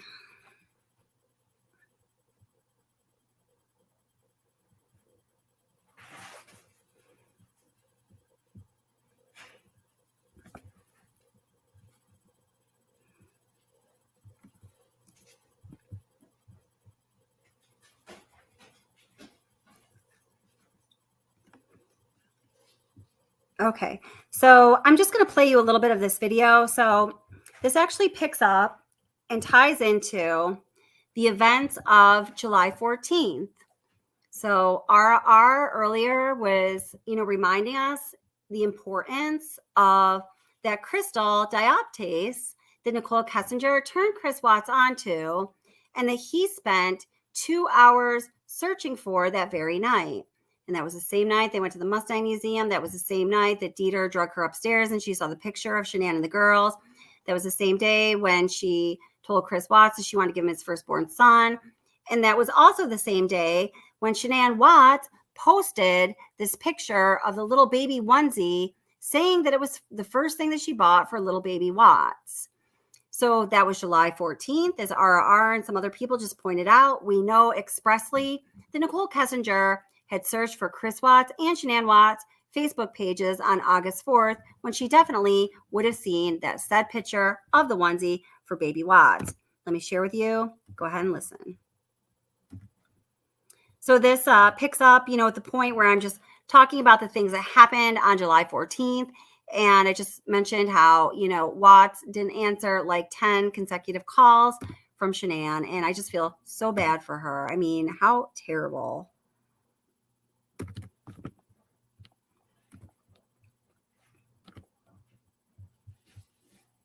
p.m.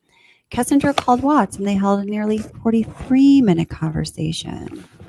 So I'm just going to go to, the time that we use here, not military time. At 4:26 p.m. to 5:27 p.m., during that call and just after, Shanann made 4 more unanswered calls to Watts. So while he's on the phone with Kessinger and after, again, for the 3rd time, Shanann is ringing up her husband, wants to tell him how the kids are doing, how the baby that's growing inside her belly is doing, and he just, can't be bothered. Here we have at 5:23 p.m., Watts finally called Shanann back and they held a 10-minute conversation. Ostensibly, this is after NK had left his house. At 6:14 p.m., Watts spends nearly 2 hours online researching Dave Bunk Minerals. Dave Bunk Minerals, in the data analyst notes, it's a mineral dealer located near Arvada, and he's looking for dioptase, which is a translucent emerald-colored mineral. Now remember, NK was very much into minerals, quartz, crystals, and all of these other more natural geo-type things. Okay.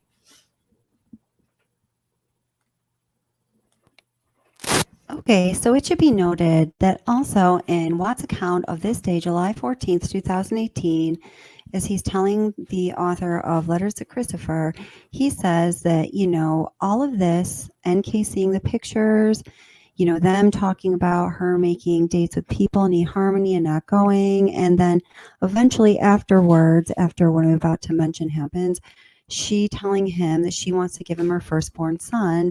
Nicole Kessinger got really pissed off and she stormed out of the house and she went and sat in her car and she sat there and they were texting back and forth and or talking back and forth while he was in the house.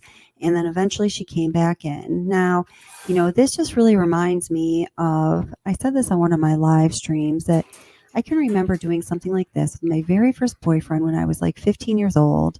And I would behave this way. If something was going the way I didn't want, I would, kind of storm out, try to be dramatic, make a point, and then, I'd return and want to be loved. Well, that was me doing that with my 15-year-old undeveloped brain and, learning how to be mature and act in relationships.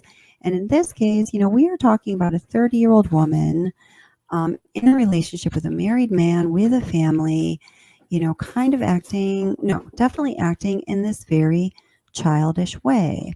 So I think that some of this accounts for the conversations that they were having, during which time Shanann was calling and he didn't answer.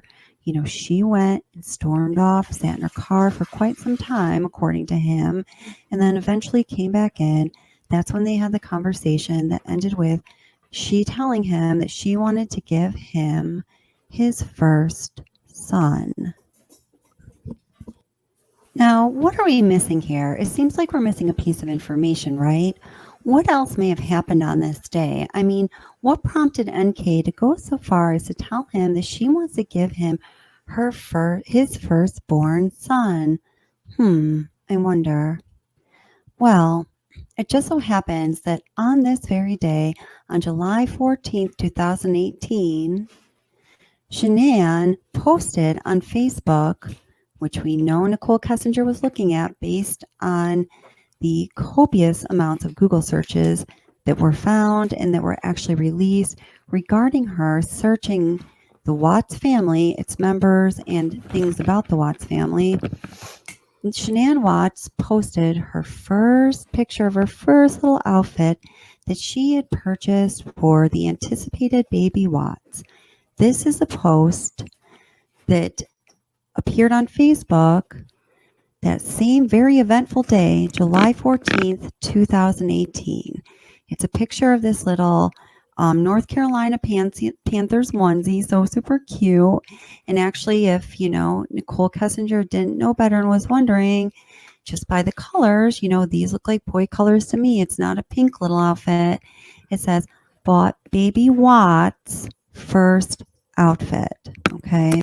Okay, so there we have it. So let me just say thank you, DCC Primetime, so much for the super chat. You are so good to me and so amazing. Thank you very much. I'm super proud that this channel has gotten to 10,000. I really can't believe it. And I couldn't have done it without you guys. And thank you for all the congratulations. And thank you for becoming a member. Aussie Girl Jen, thank you so much. And Chick 56, I really appreciate it.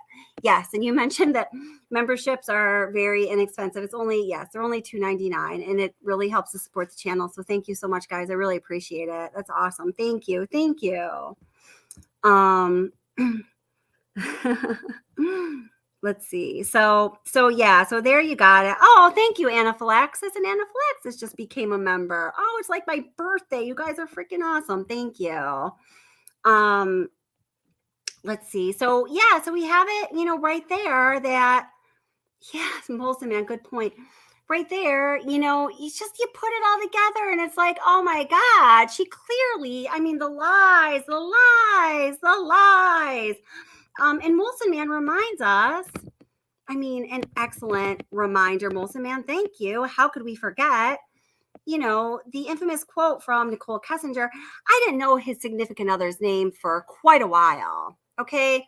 So, guys, it's just, in that interview that we now have video footage from August 16th, 2018, when we go back and look at all of the things that we did just now, and we all know that there's so many more things to look at. The lie upon lie upon lie that we are proving she told law enforcement, and the lie upon lie upon lie that we are proving she told law enforcement relative to a triple plus homicide of a pregnant woman and two little girls, ages 3 and 4. To me, that is an absolutely egregious offense and infringement upon the law that you are supposed to be abiding by as a decent human being and citizen of the United States, Colorado, Will County. And in my opinion, going against the legal standards of the United States, of Colorado and Weld County, to the degree that she did, deserves some kind of consequence and repercussion, of which she suffered none. And really, that's my big problem with NK. So RR makes a good point here. As long as we keep talking about this, law enforcement will find it harder to ignore. I do think that is a really good point, RR. And we do know that law enforcement does look at what's happening on YouTube. We know that from something that the channel CDC discovered quite a while ago, actually. I believe, I actually was privileged enough to be watching this live stream. I think it was approximately the end of last summer, okay? And, CDC came on, and Kelly, the creator of CDC, was really nervous, and she was obviously going to tell us about something big. So what she had to tell everybody was that she had requested a fresh copy of the discovery files for this case, and she received them.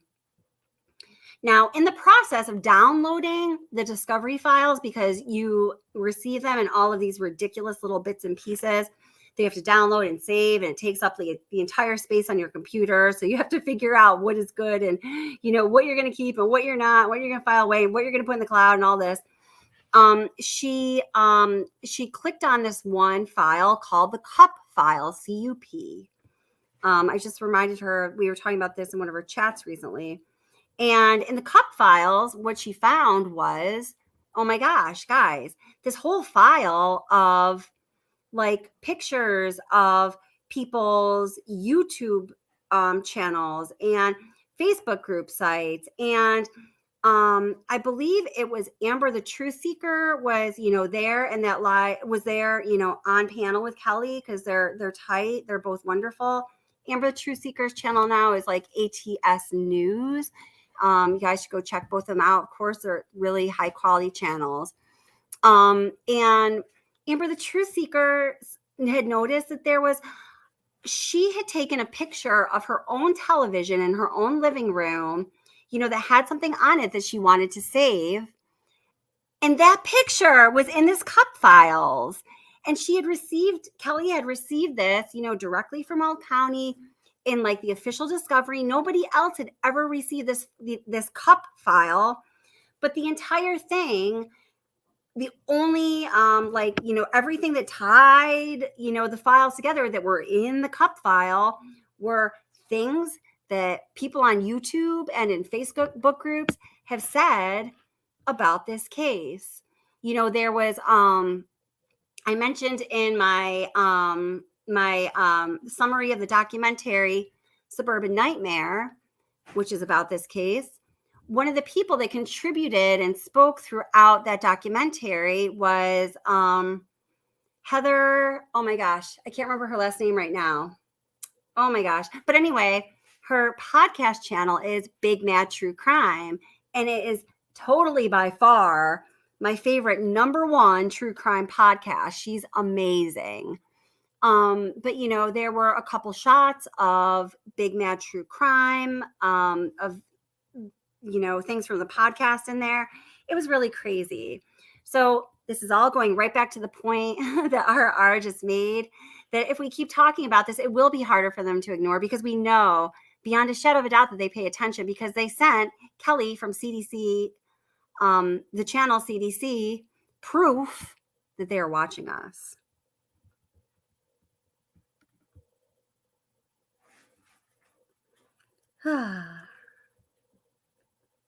Let's see. Okay, let's see. I'm just going back up through a couple comments now. So where we're going to go from here, guys, is DTC Primetime. What I'm going to do for the next live stream is I'm going to find that part in the video of the interview between Kevin Kovac and Nicole Kessinger, where she says, oh, hey, well, you're going to find this text message where, I asked him for proof that he was actually, where he said he was on August 13th, which was the day when his family went missing and his family was murdered. And then she's going to talk about what he sent her to prove that he was where he said he was. Now, I think I remember it correctly, but I'd rather hear it from NK's lying mouth, just because I don't want to start any misinformation or rumors about what it was she said. It's amazing how if you misspeak about something, it can start to travel around like wildfire. Okay, so Summer Breeze says, once the cops have a confession, they are satisfied and want to move on to another case. They are overworked and they need to get through cases quickly. They didn't need to investigate any further. Well, I guess they didn't feel the need to. I guess they felt, satisfied that they had what they needed, to move on, which, I and a lot of other people don't feel is enough. But I mean, you make a good point. Autumn says, I've never seen concrete evidence. He was in contact with CW. Who is he? Let's see. Oh gosh. Oh, okay. Are we talking about David Carter? Yeah, well,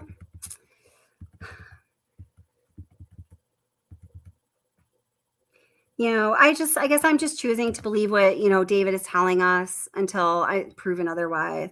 So Melissa Man says David Carter did reach out to Tammy Lee. I heard it myself. So let's see if anything. Oh yeah, he definitely did reach out to Tammy Lee. I have that voice recording for sure. That definitely happened. It's definitely her. It's definitely David. That's for sure. And then, I think Autumn just questioned, if he had actually talked to Chris Watts. I mean, I think that they were in prison together. I believe he did.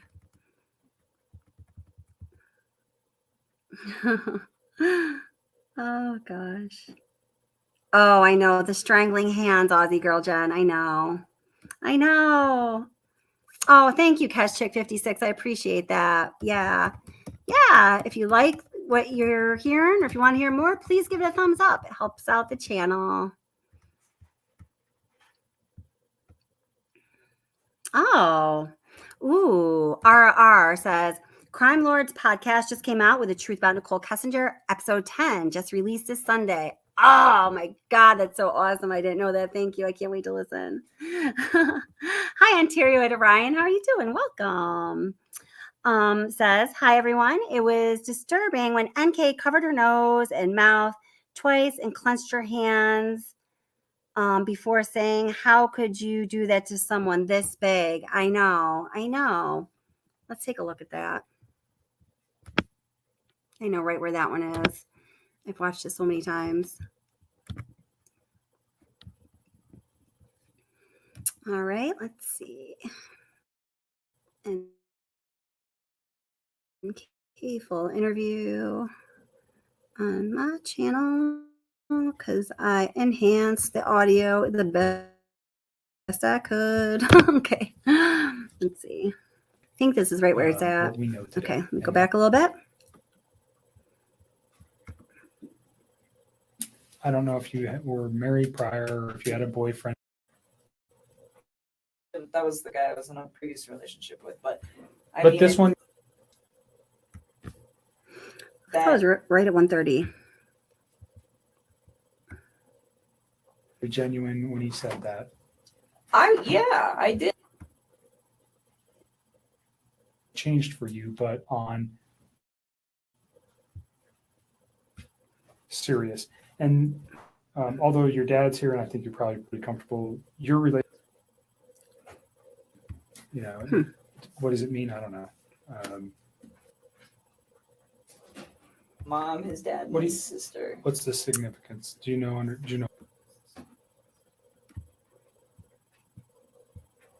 Okay, here we go. Sorry, guys. For everything that we're doing today.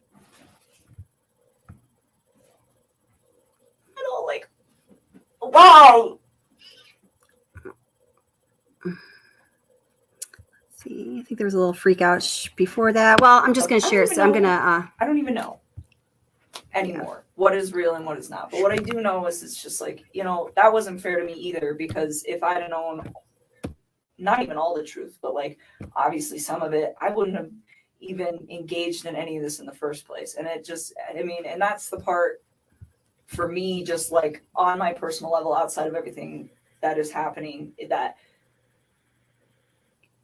is going to affect me long term. It's like, I'm going to wake up every day and know that like this mom and her unborn child and these two little girls are not around anymore. And it breaks my heart. It is so, and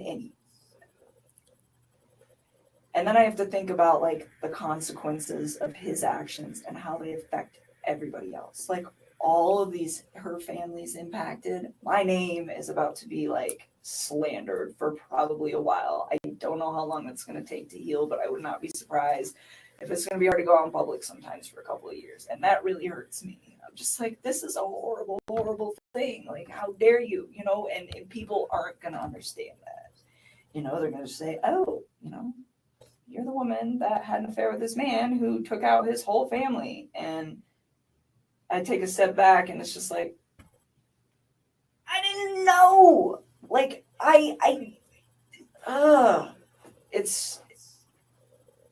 he's so disgusting. I'm so ashamed of him and everything. And those little girls. They're so little. They're so little. We talked a little bit earlier about getting some help for these things, and we can provide that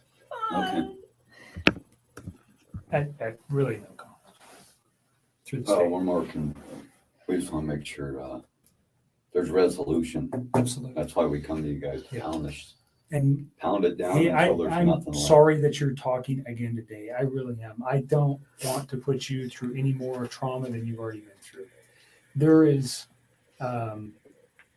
reasons for everything that we're doing today and what occurred. And I'm sorry. I genuinely am sorry.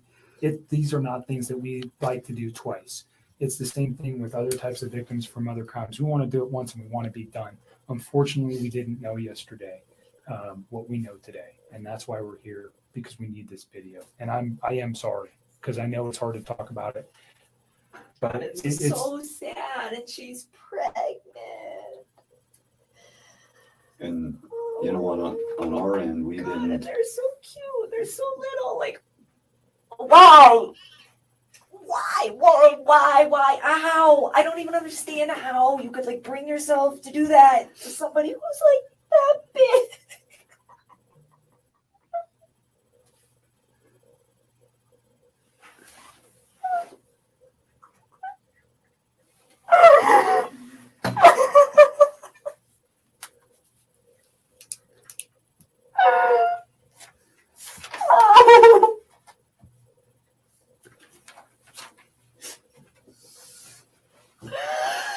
Oh, Jesus. take a minute. Do you want to step out for a minute? No, I just didn't show you my clothes for a second. Yeah, so that's just one of the many interesting parts. So yeah, RR, you hit on something very interesting here. Oh, and welcome, Christine, by the way. Yes, we like to keep really like open-minded tone to this channel and to this chat. That's kind of my rule. The fact is, people are very passionate about this case, and I think that's a good thing, because my God, if we as Americans or people on this earth were not passionate about a pregnant woman and two beautiful little girls being murdered and their lives taken away, their lives, these 3 and 4-year-old little girls and this unborn baby had nothing but pure potential ahead of us. And if we aren't enraged that complete justice may not have been fully served for victims like that, there's a huge problem.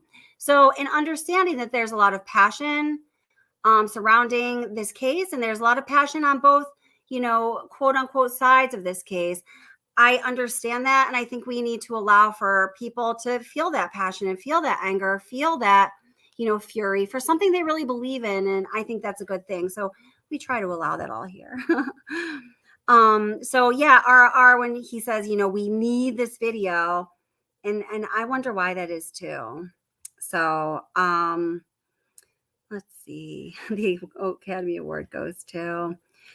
Okay, so I will be definitely doing another live stream. I have a couple videos that are coming out too that have been in production. Hi, Susan, welcome. Oh, welcome so much. She says, I just found your channel. I'm so happy you did. Welcome. She knew she didn't set up her game. It was game. Oh, Kelly says, Kelly searches equals answer says she knew she didn't set up her game. It was game over. Yeah, I mean, I think she was acting for her life here. Hi, Salon Savvy 64. I hadn't seen you yet. Welcome, honey.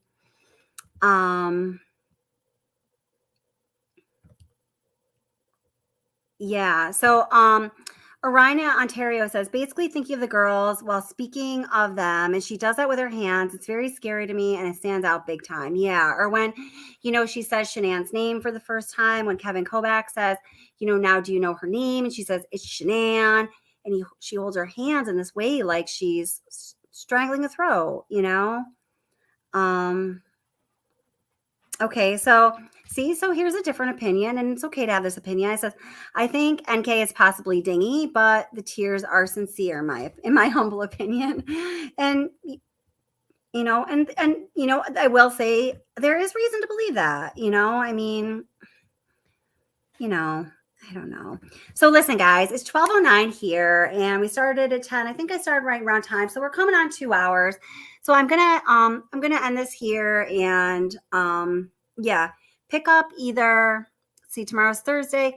Thursday, I usually do Friday night live streams, and we will go back to, finding that part in the interview where she tells Kevin Kovac that she asked for proof from Chris Watts that he was at Cervi 319.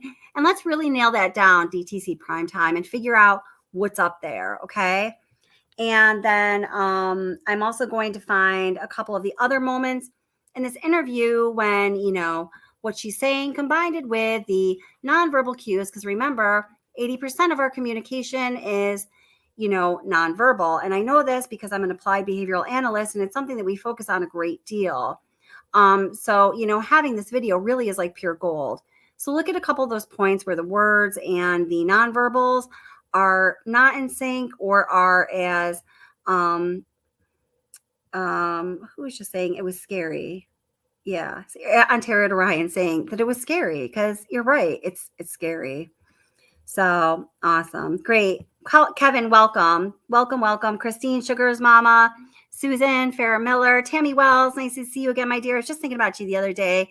Aaron on the side of caution. Love that name. I didn't get it till I just said it out loud. RR, thank you so much for moderating. Nancy N, Utter Nutter, Pride or Honesty, John McSmith. You're not so bad after all. Molson Man and Angie 70, welcome. Hope to see you again. Chick Tracy and Brad 633. We accept all opinions, and yours is well founded. Cracklin Rosie True Crime. I have to check out your channel again. Kelly Searches Equals Answers also has a channel. Go check it out. And let's see. Aussie Girl Jen, thank you for becoming a member. Keshchick 56, thank you for becoming a member. And Anaphylaxis 2, DTC Primetime, thank you for the super chats. And I will see you guys either tomorrow night or Friday. And be safe and have an awesome night, guys. Please, if you don't mind, go click the thumbs up, like button, because it helps out the channel. I appreciate it very, very much. Thank you.